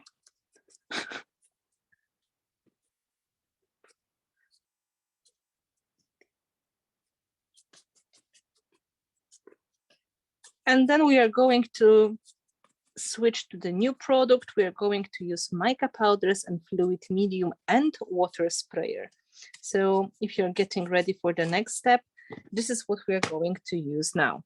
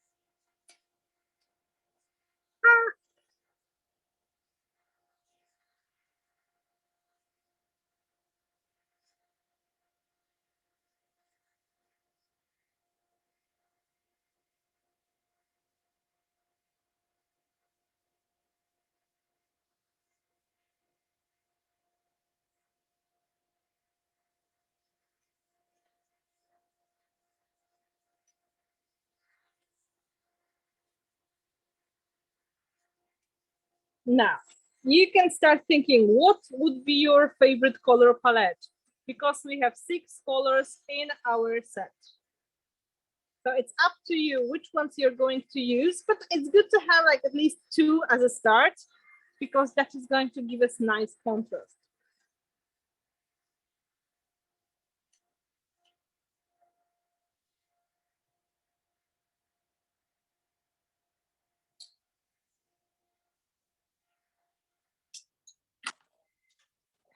I will close the gesso. So no mica powder is going to get into that. On the side, I remove my mug. And now, if you look at the original, you can see I focused mostly on the turquoise patina and one of the gold colors. Gold is a great neutral, and I really recommend using gold if you'd like to make some kind of composition, which is going to have elements of the vintage touches in it. There are 6 colors in this set. So that was the gold I used for the original project. And that was the patina together with the bits of green. And of course, there were shades of brown. We also have brown burnt sienna liquid acrylic. This is one of my favorite products ever. Liquid acrylic paints are so versatile. They are great for adding touches to almost anything or just transparent paints. Third important element, liquid color fluid medium. This is product which is coming together with liquid acrylic paints. This is in fact transparent medium that is making everything more liquid when it comes to paste or when it comes to paint. It is a great solution. It's savior for paints which are getting too thick or paste which are getting too thick. Today, for us, this is going to be the base of the custom paint. So our main color is going to happen because of the mica powders and fluid medium. So if you have mica powders at home and you have products similar to this one or exactly the same fluid medium, you can turn your products, your mica powders or your pigments, if they react with acrylic base, into paint. So how to do it? You need something to mix it in. So a palette.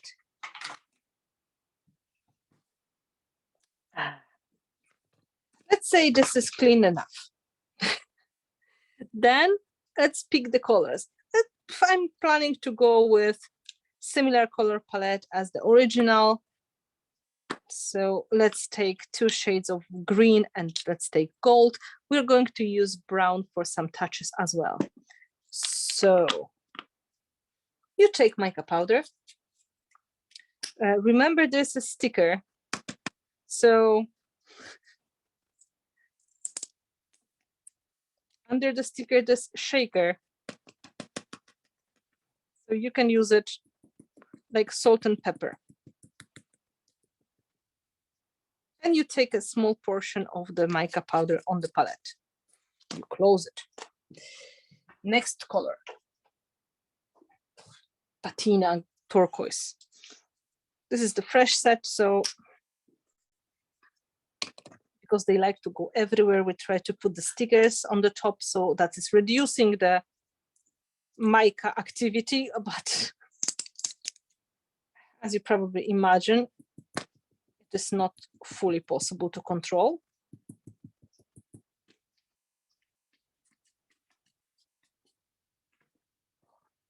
And one more color.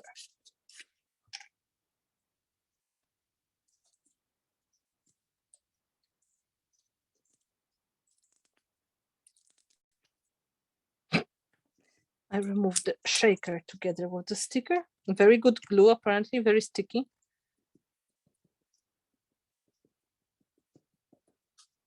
And this way we have good portion of the 3 mica powders. These are the colors which we are going to use the most. Now, fluid medium is going to be your base of the paint. So you can put it directly on the mica powder. I'm going to get some brushes which are going to help me apply the paint directly on the project.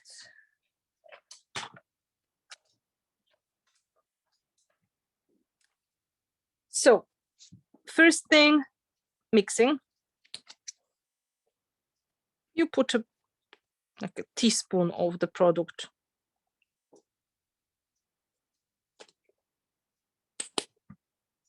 And you mix it. And ready. The paint is ready. It's going to be permanent after drying. And when it comes to gold, it's extremely shiny. So keep that in mind. You can see there's a lot of mica in it. Second color, the patina. If you feel the paint is too thick, you can add more fluid medium. I made too much of the paint as always.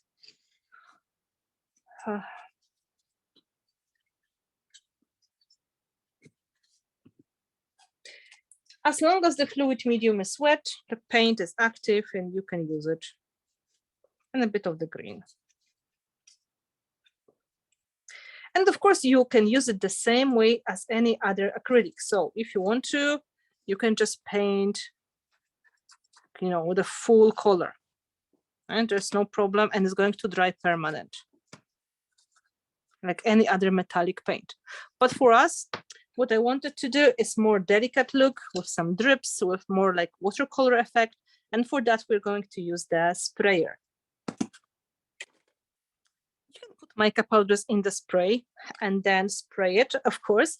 But I noticed some people are afraid of spraying, like they are afraid to control it. So I started to encourage them to use the paint together with the water sprayer instead. So what you can do now is just applying the color kind of in freestyle way.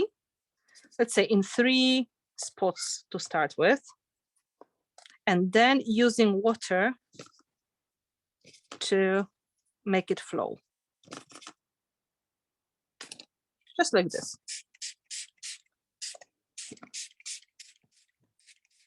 And this way, it's much easier to control.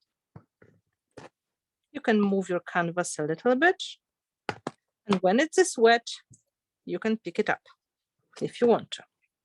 Okay, let's put some more of this turquoise color.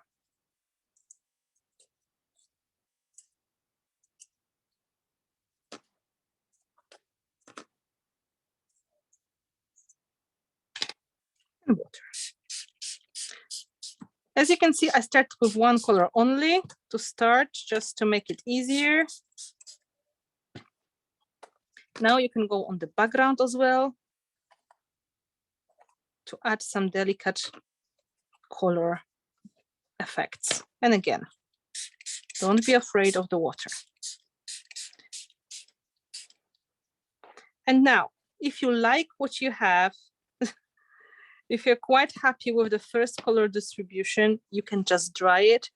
And this is going to be, it's going to be permanent because it's acrylic base. So it's going to turn, it's going to dry as it is. It's metallic, so it's quite cool. And it's even pretty as it is now, but we're going to take it a bit further. I'm going to add this darker green as well to make it a bit more fun in some parts.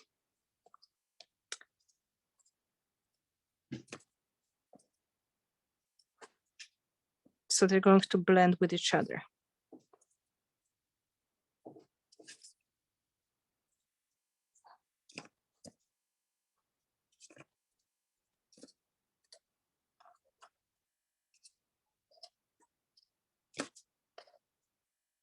They are corresponding colors, so they're not going to make any mud. So that is a very safe bet. But if you're adding contrasting color, I would do it after drying. So no mud is going to happen.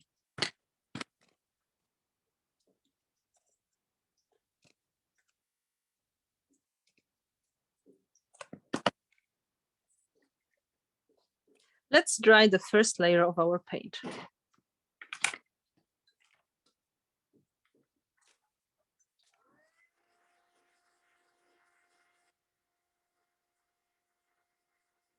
Have you got any questions for this step so far?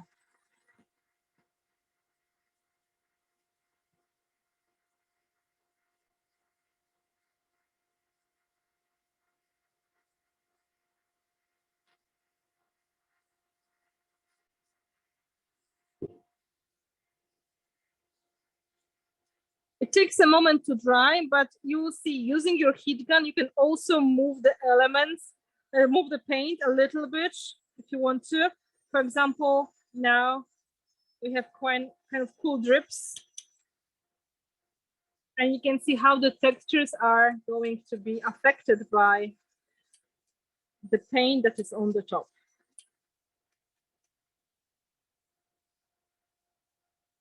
Let them drip. If you like the drips, let them drip. You can push the drip with the heat gun as well. And then dry it in the permanent position, like this.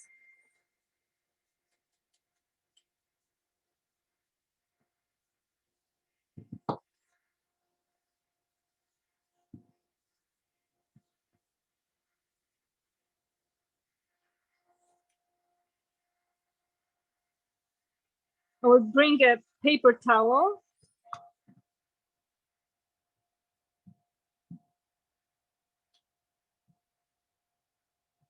And they're very annoying puddles of water. You can pick them up.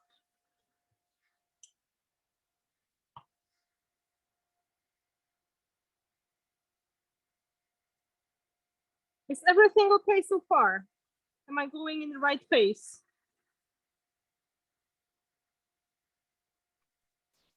Nobody's commenting, so I think everybody is good. Everybody's probably busy spritzing and painting away.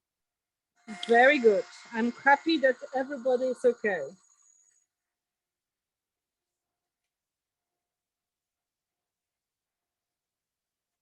So in this set, I had a combination of the green tones and some brown and gold. So that's why the name was Golden Hour. But in fact, these colors are great contrasts. They are perfect for adding this visual interest. So if you'd like to avoid mud of mixing something from the opposite side of the color wheel, you should just do it in steps, like I suggest now. First, put the colors which are similar to each other. For example, shades of green together with shades of blue, or shades of purple together with blue. You know, the ones which are corresponding. Once you're going to make them permanent, then you can add contrasting color without any big problem, because it is not going to mix into your paint. It just tries to go over. So there will be no muddy browns that you don't want to see.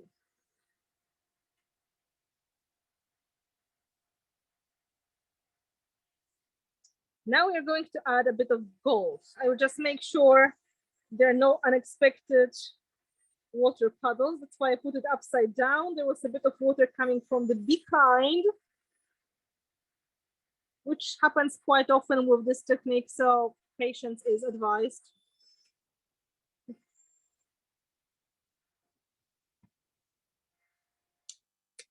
And now we can go to the gold. Check if it's still wet. Oh, yes, it is. And now we can add the touches of the gold in the selected parts, like wherever you would like to get this nice contrast. You can see how crazy gold and shiny this color is.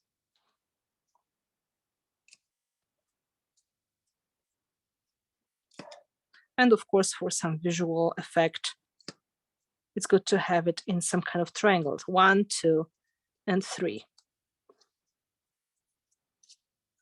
And remember, of course, about water. We'll try to blend it all together nicely.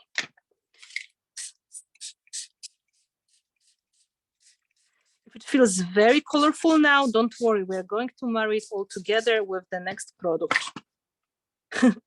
This one dried very quickly. It's okay.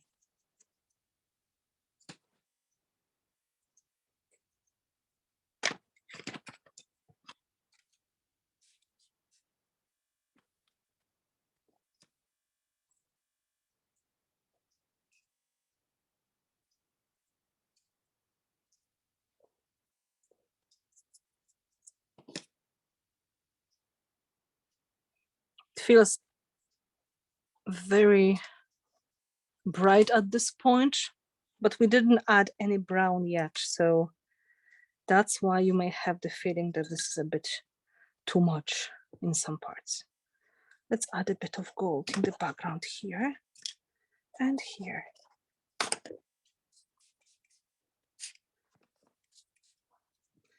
And I forgot about my counterbalance again, poor thing.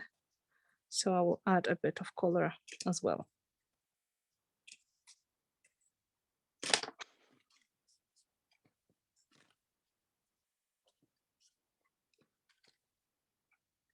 Let's dry now.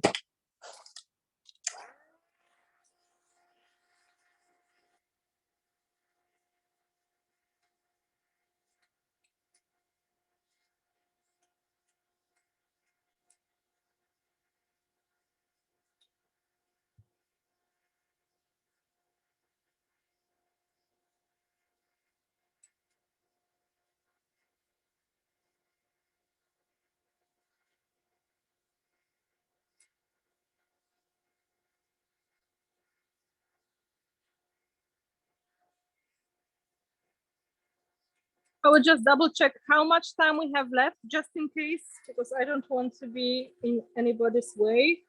And I forgot to check, but I was thinking 3 hours. That's what we had to do.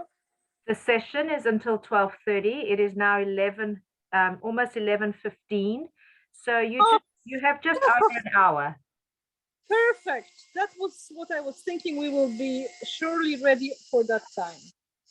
Awesome.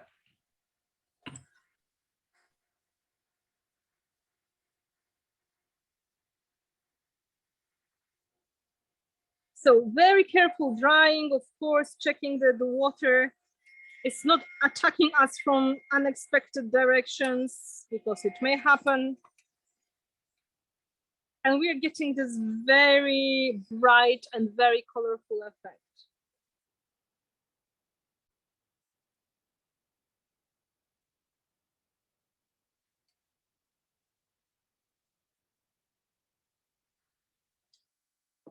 Now, have a look. These are two basic colors. We're going to make it more sophisticated and vintage, but this is also the good moment to add the missing little details, so the crystals. It's good if they are having a little bit of the color around them. So now I would look for the spots where it is good to add the little crystal. For example, you can imagine there will be something on the top, like one or two, and then they are in composition, and then again on the bottom. Just to show you what I mean, right? 1, 2, and then in the composition, and then on the bottom. You can also follow the line that you have with your embellishments. So for me, that would be like this. It's up to you, but it's good to have a couple of them. So they're adding this extra sparkly element, which is going to go nicely with our very, very shiny paint that we created with fluid medium and with mica powders. Mica powders are super versatile products, so this is one of the ways using them. But they are, almost all of them are super shiny. So if you are not fans of the shiny effect, you can make this color a little bit more dull using matte medium instead. So now I'm going to add a bit of these crystals into my composition. I will start with the bigger ones, and I will try to add them in between, for example, here. And they look really nice if they have company or little brothers or sisters. So I usually put them in groups. So there's one lonely, he's going to get a brother. So Anna, can you reconstitute that fluid medium mica powder paint with water, or? Once it is completely dry, you can't, because it is like any other acrylic paint. Once it is completely dry, it's permanent. However, when you feel this is getting thicker, yes, right? Oh, it's drying out. You can add water or more of the fluid medium. Perfect, thank you. No problem. Just don't wait until the very last moment, because once completely dry, this is what we have on the project. Nothing is going to remove it, okay? Sounds good. So I'm adding little thingies, gluing them with the leftovers of my matte gel. Here is the matte gel, the 3D gel. And I'm looking for example, the middle of the flower that would have some nice crystal inside now. It's going to be more elegant. So let's glue that in. More gel.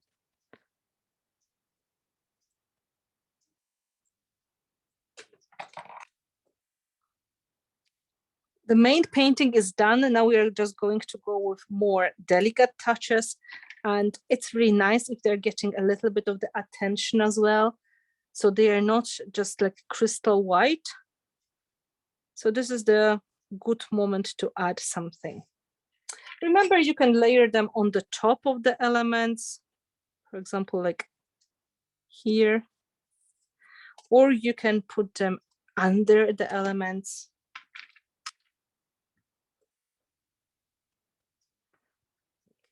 Here.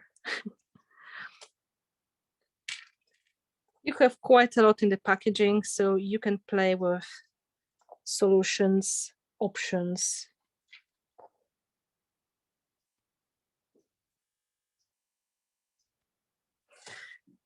So they add a little bit like the happy bubbles around the composition.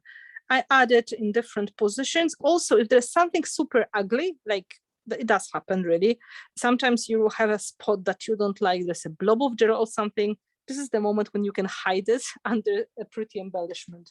Doesn't happen too much, but if it happens, this is one of the options.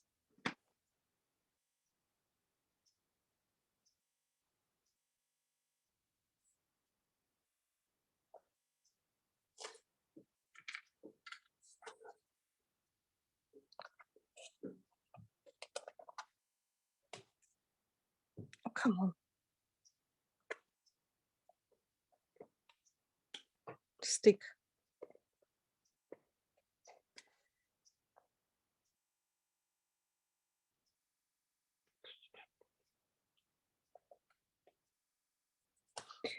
And one more for our counterbalance, poor thing.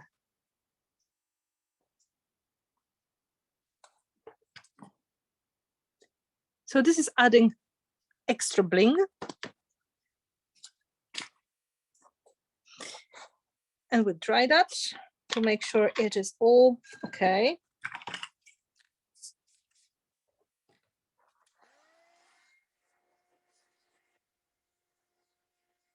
And now we're going to work on a little bit of the vintage touch.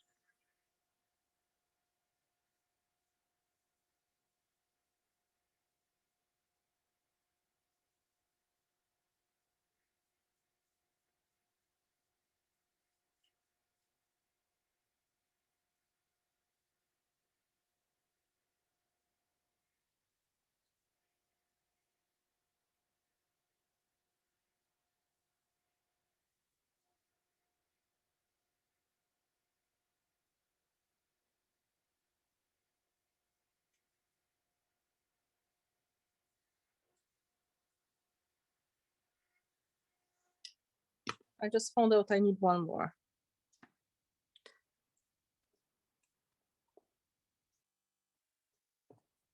Yeah. And this one is not needed.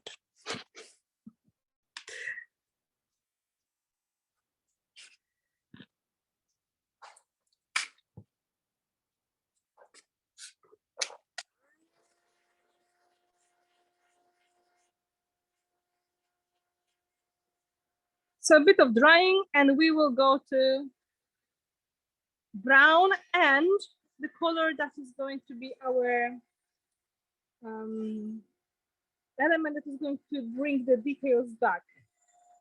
So it's quite fun.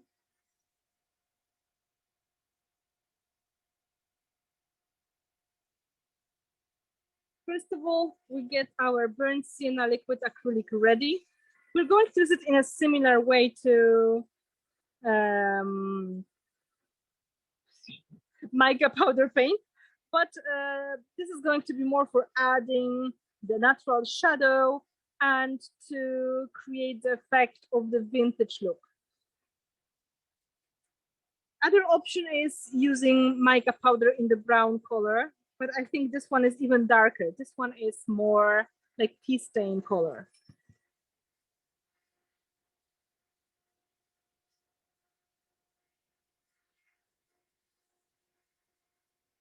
Again, double checking if the elements are gluing okay.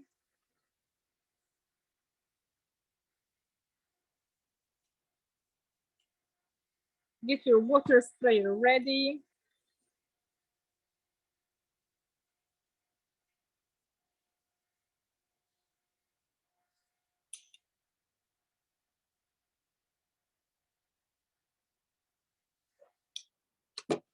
We have a closer look.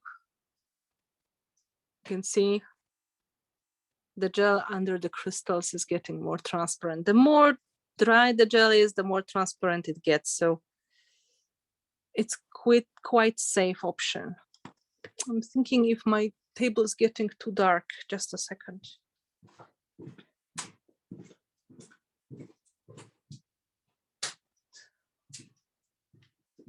Okay. That should give some extra light. And now, first of all, where to put the darker tones? Usually you can think about places which look like natural shadow, like they're naturally in the shadow. It's a good moment to check how our vintage lady is going to feel in this environment. So I will try to put her in here for a moment. Oh. Okay, it will be much easier if I will just bend it for now.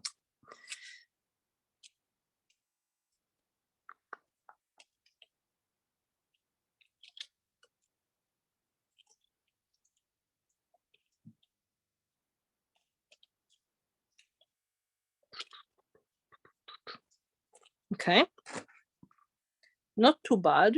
She fits nicely. So we can see this part is going to be clearly visible. So it will be natural that behind her there should be darker parts. So it's good to put some darker paint, for example, dark brown in the back. Again, you can think about the middle of the flowers, the details of the frame, the bottom parts of the frame. So wherever the dark places should naturally happen. So with our brown, we can go inside here. We can add this antiquing effect on the details. This is the step we're doing now. So you can do it very vintage. So you're adding a lot of brown. We were just adding a little bit. It's really up to you. However, it's fun. So remember to stop yourself before it's too late. So I take this paint, it's very liquid and it's very highly pigmented. So you don't need a lot. You take the brush, again, similar way as we were working with the mica paint, and you start adding the darker color. It's like a stain.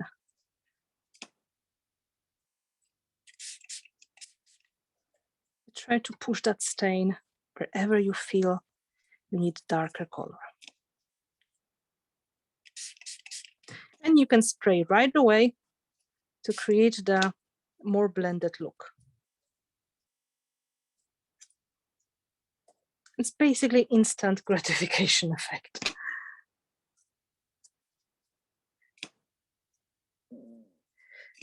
Remember, if you cover too much, you can always come back later and add more of the turquoise or more of the gold.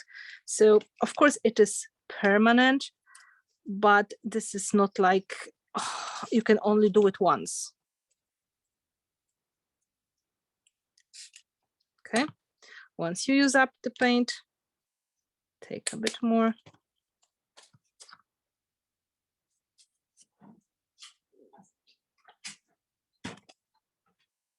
Try to go into details of the frame to show them a little bit better. Maybe on the flower a little bit or inside of the cogs. And if you want to, you can of course add it to the background as well. But remember about the water.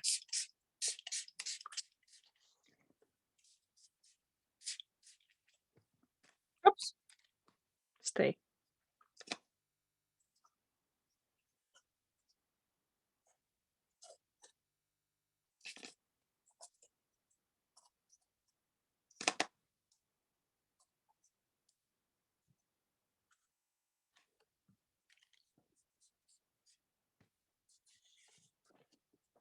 The same as it was with the mica powder paint, you can move it with your baby wipe if you wish.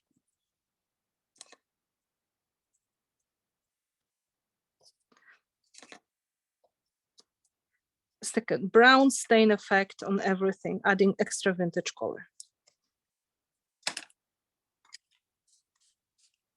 And of course, this paint is permanent.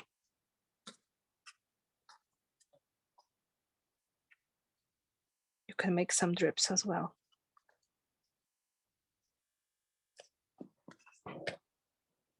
And we dry.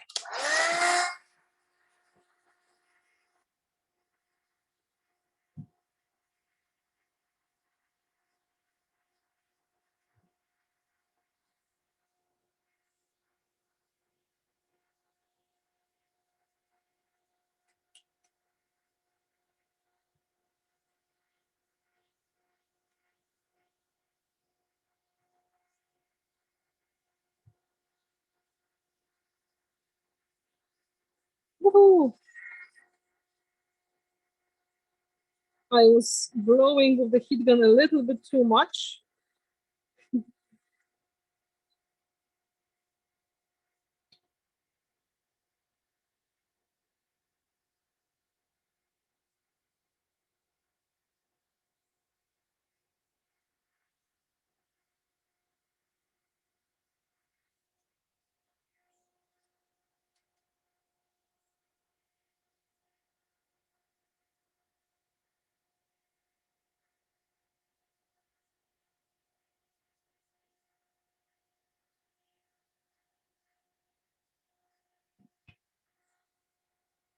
And of course, I forgot about this poor little thing here.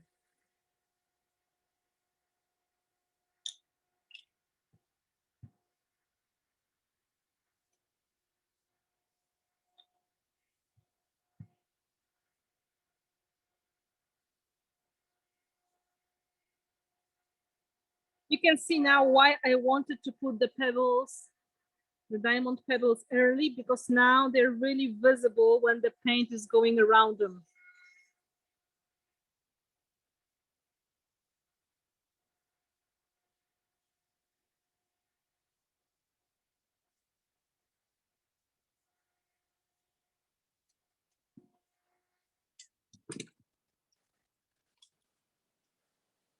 This is the effect with extra brown stain, which is making that all much more vintage. And now it's your decision. Do you want to add more of the gold? Do you want to add more of the turquoise maybe? Because in some parts, oh, you feel like, I wish I had a bit more of this turquoise color. For example, me on this flower here. You can play with that concept. You can keep adding. It's really up to you. They're going to be semi-transparent, so they're not going to completely cover each other. So this is the time when you can play with this a little bit. You can also add a bit more to the background. Before we are going to add one more color that is going to make the details a bit more visible.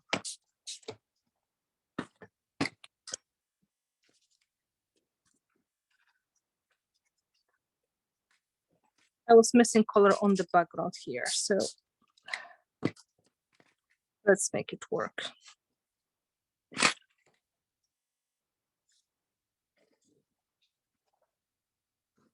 I'm trying to make a nice drip.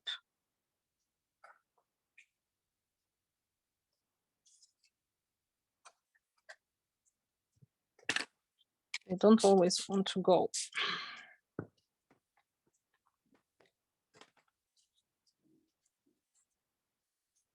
Let's see.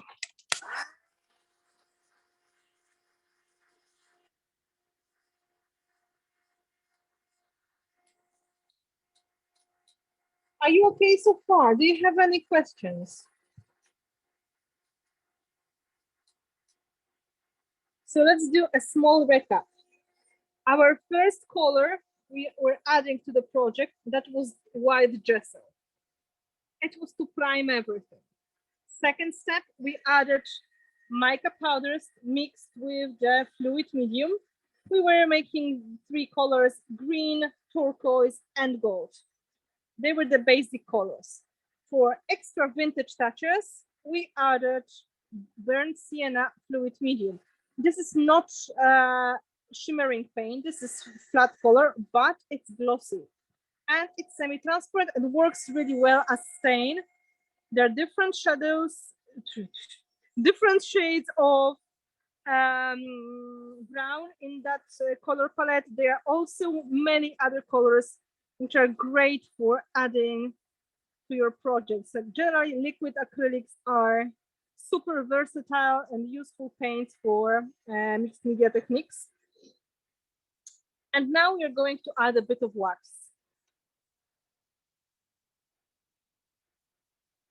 So I will just make sure there's no more water anywhere. And I'm going to take silver wax. Ah, water.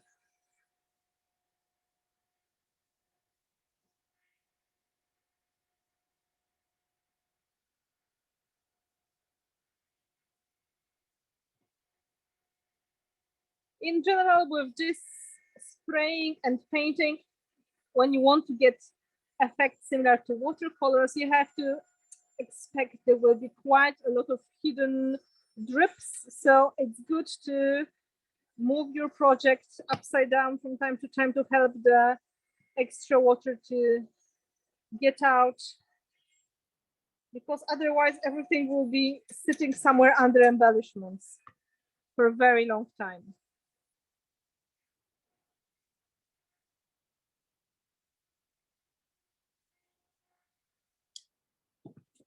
Now, if we want to go from this to this, we are not too far, as you can see. We need the highlight.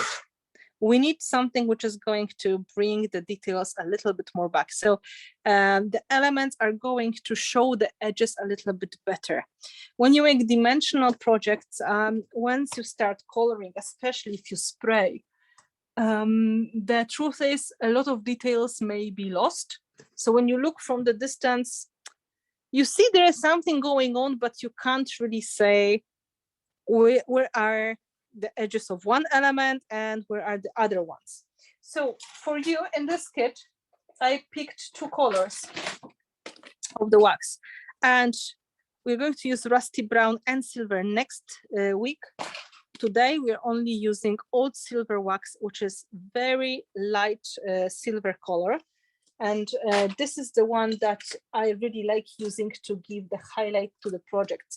It is very covering, and you can see I keep using that very often. So you don't need a lot, but it is going to make a very nice difference. So what you need is a bit of palette and maybe as well a small brush, because our finger is not always getting to all the little spaces we would like to get to. So I will squeeze a bit of that.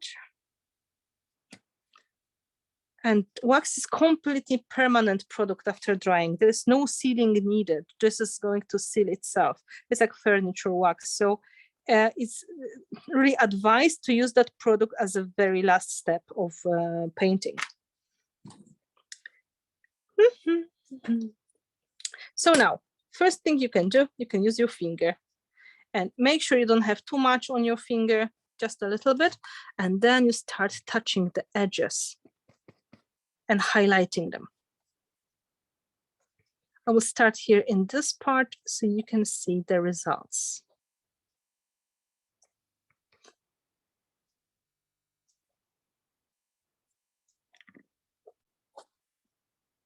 Just a bit of wax goes a very long way with this technique. So you can see it's just getting more contrast. And because it's a very neutral color, you can use it with almost every color palette in a safe way. You're not going to ruin anything. Everything is going to come together nicely. Of course, it's making the project a little bit colder. So if you're going for rich, very Baroque look, you can use different color instead, maybe another shade of gold or brass. Another way of getting that into the right place is to use the brush and try to touch the elements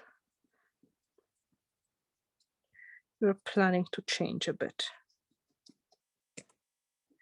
I usually do it in the places like closer to the petals or here on this special plant. I don't know what that is really. So wherever my finger is not fitting.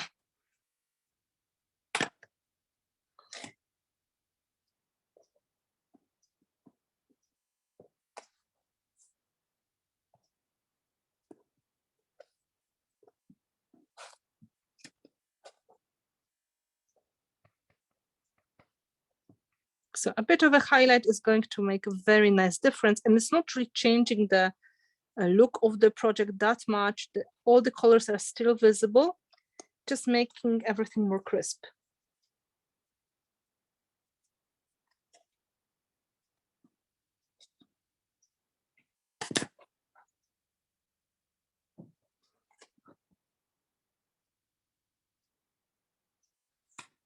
So now the shapes are more visible. It's also a great way of marrying together the things which are not always perfectly painted. Like if you decided, oh, I have too much colors, like I painted too much, I picked too many colors, I couldn't make up my mind. One of the solutions is to take one neutral color, for example, one metallic, and rub everything with that color to highlight. And this way you're going to make the impression that the colors are in the background and this metallic is on the top, and everything is kind of unified with that. And that makes a lot of sense. Also, her dress is very white, so adding a bit of silver, it's a good choice. One more thing before we are going to glue the element in and proclaim it finished.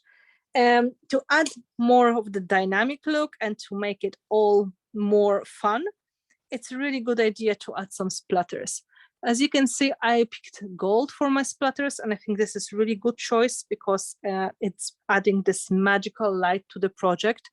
So in this way, we can just add extra touches. I will dry everything and I will show you how it is closer before we are going to go to last steps.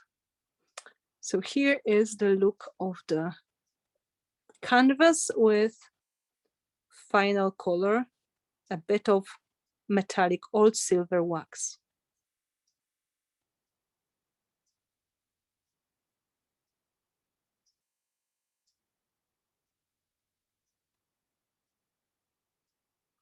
Have you got any questions for that step?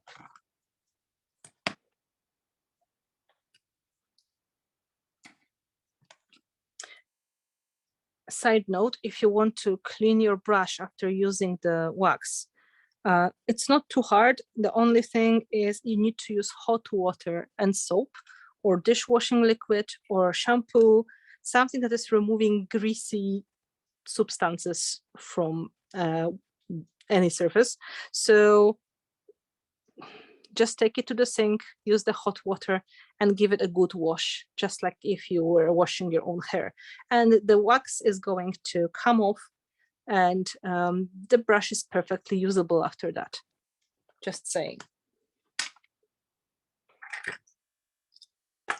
It takes a few minutes for the wax to be completely dry and solid, but it's resisting to any other product. So if you would like to add some paint on the top, you will see it doesn't want to stay nicely. It's just going to make those drops because it's greasy, and nothing is going to change here. Even putting gesso may be a challenge sometimes. So really, please remember the wax is the product that is really recommended as a final painting product, or it's supposed to be the only color. Thank you. Thank you. That's a very nice thing to hear. So look at that now. We have basically almost everything in. Now let's work on the splatters. For the splatters, you need extra water in the paint. So I just dipped my brush in the water, and I'm adding that extra water in the golden paint, which is still left here. And then you just need to hit your brush with another brush or scissors or whatever. It's better to do it when the image is not in, because you may imagine what happens.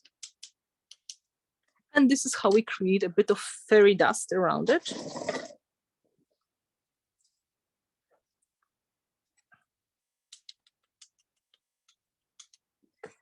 And it makes a difference. Like, I like that look because I think it's making that effect of the watercolor, this wow effect with the embellishments, even more visible. It's stronger. It's surely more dynamic and eye-catching. Before drying, little drips. This is how you get the tiny little drips. Drips, not drips. Spots. Splatters.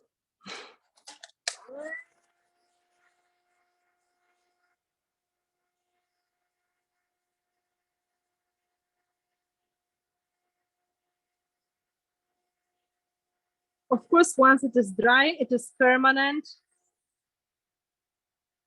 And you can continue with any other paints on the top if you want to. However, it is very close to finish. Now I have to find a way to stick the lady in her right position. And it's really helpful to have some dimensional elements such as 3D foams or cardboard sometimes, because this surface is very uneven.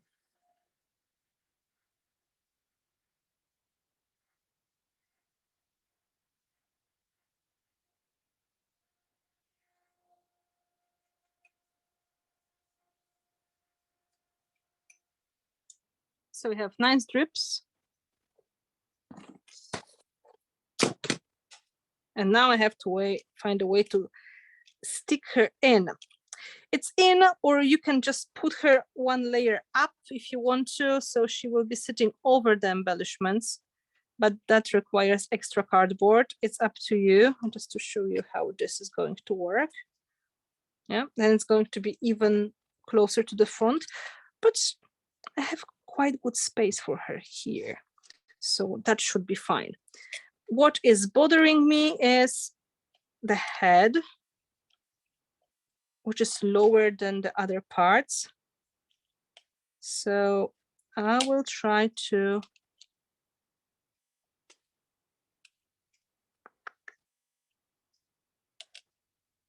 probably add a bit of the 3D foam in that part. So let me get that. I have 3D foam squares.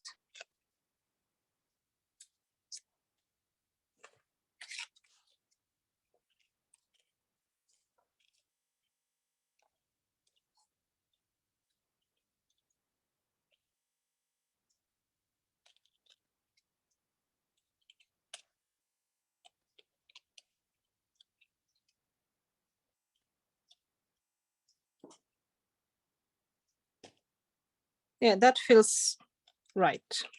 So I take leftovers of the gel. I put it in the right place. And I take the sticker off with a clean hand.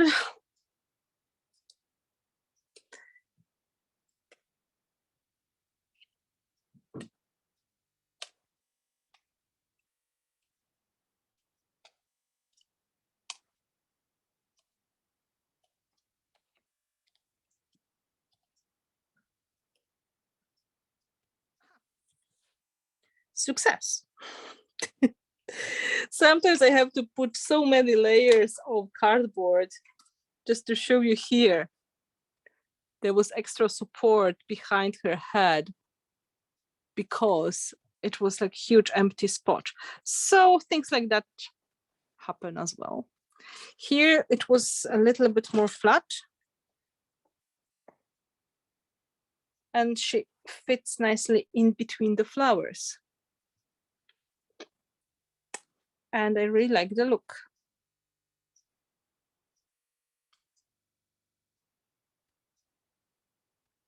So you can see all of the colors. So before we're going to switch to the view of my face and everything is going to wrap up, short recap of what we did.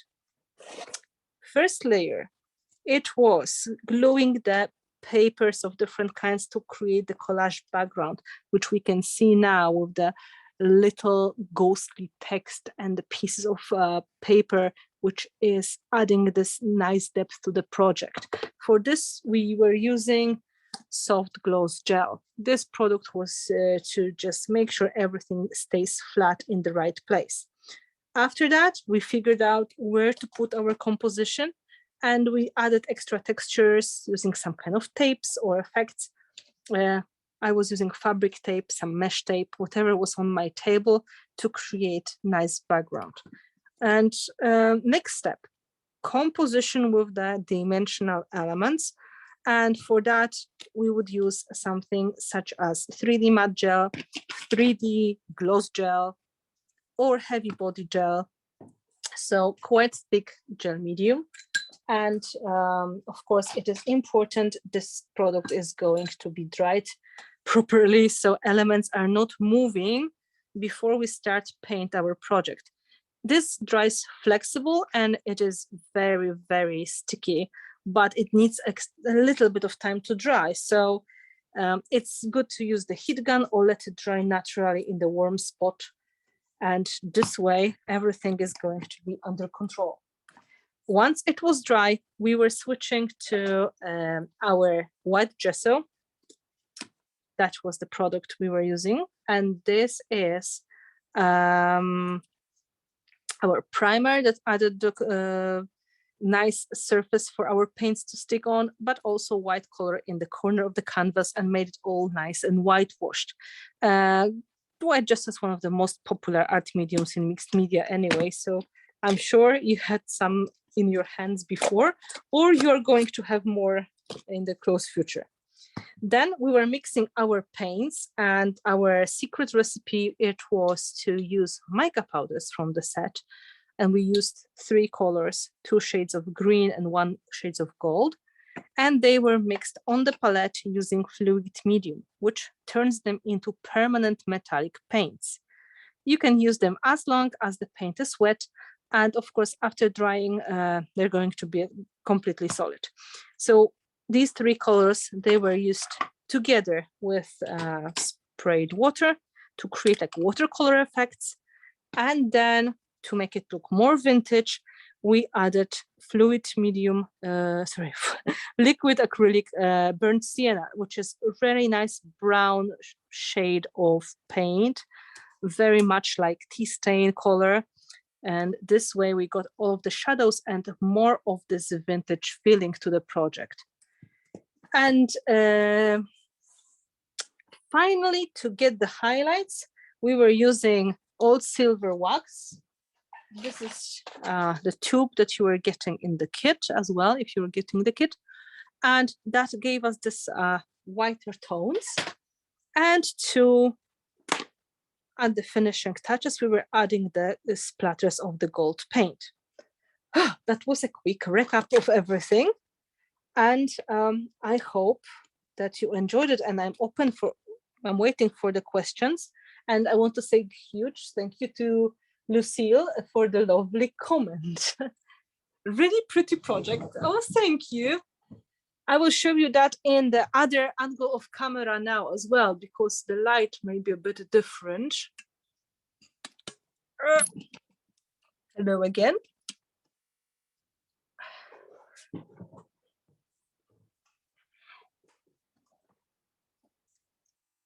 That's the final look. So I didn't go too far from the original.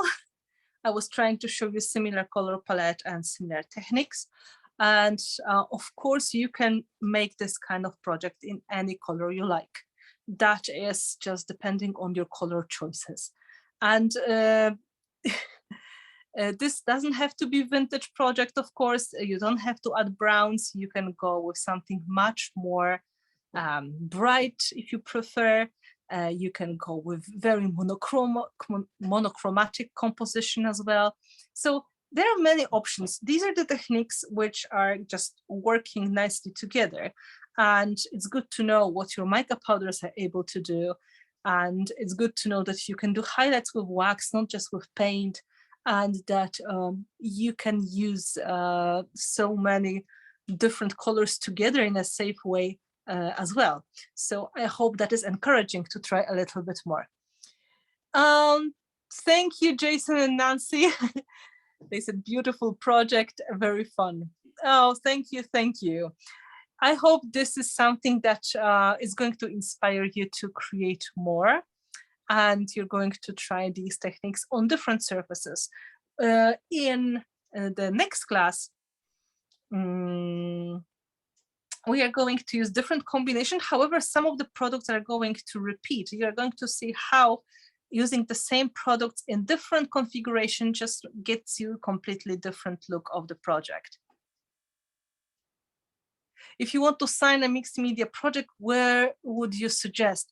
Usually I put a signature on the back because most of mine has a lot of texture. But here, in fact, quite a lot of the corners, it's empty. So you can put it in one of the bottom corners as well. Just make sure you pick the color which is already in the project and it's going to look nice. If not, on the back. This is what I do with the textured projects because otherwise it is not possible. Thank you, Randy. I'm very, very happy you enjoyed that. Well, I'm very, very happy to be here with you, of course. This is an important moment because I really love teaching for ArtVenture. It is fun, I absolutely agree. And I hope that made you feel like you want to continue and do more and experiment with other colors. This set of mica powders is really nice because you have already the colors and the contrast together. So you can go very monochromatic if you want to.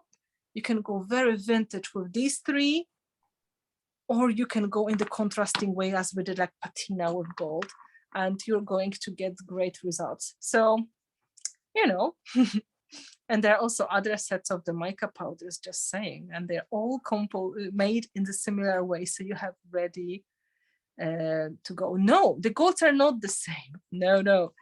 This is gold and this is clay. And this is much more shiny and yellow. And this is much more pink, brown, and more flat.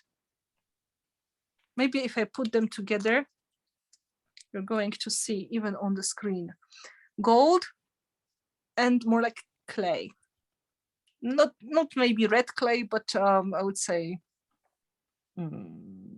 light brown clay. This green is very nice as well. It goes beautifully with the clay color. They're very earthy, very natural looking.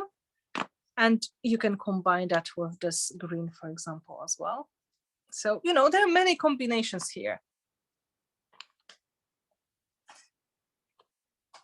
So this is the set, which is called Golden Hour.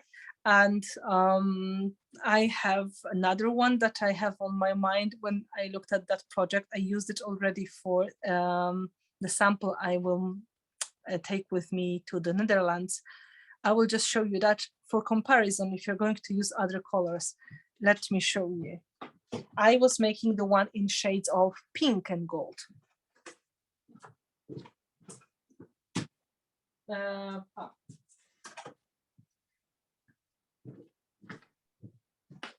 See, it's very similar set of techniques, but the color of the mica powder is different. And I made it a little bit more on the outside, so like the cloud of the color is different. So, you know, it's really up to you. Here, the base color was, it was pink,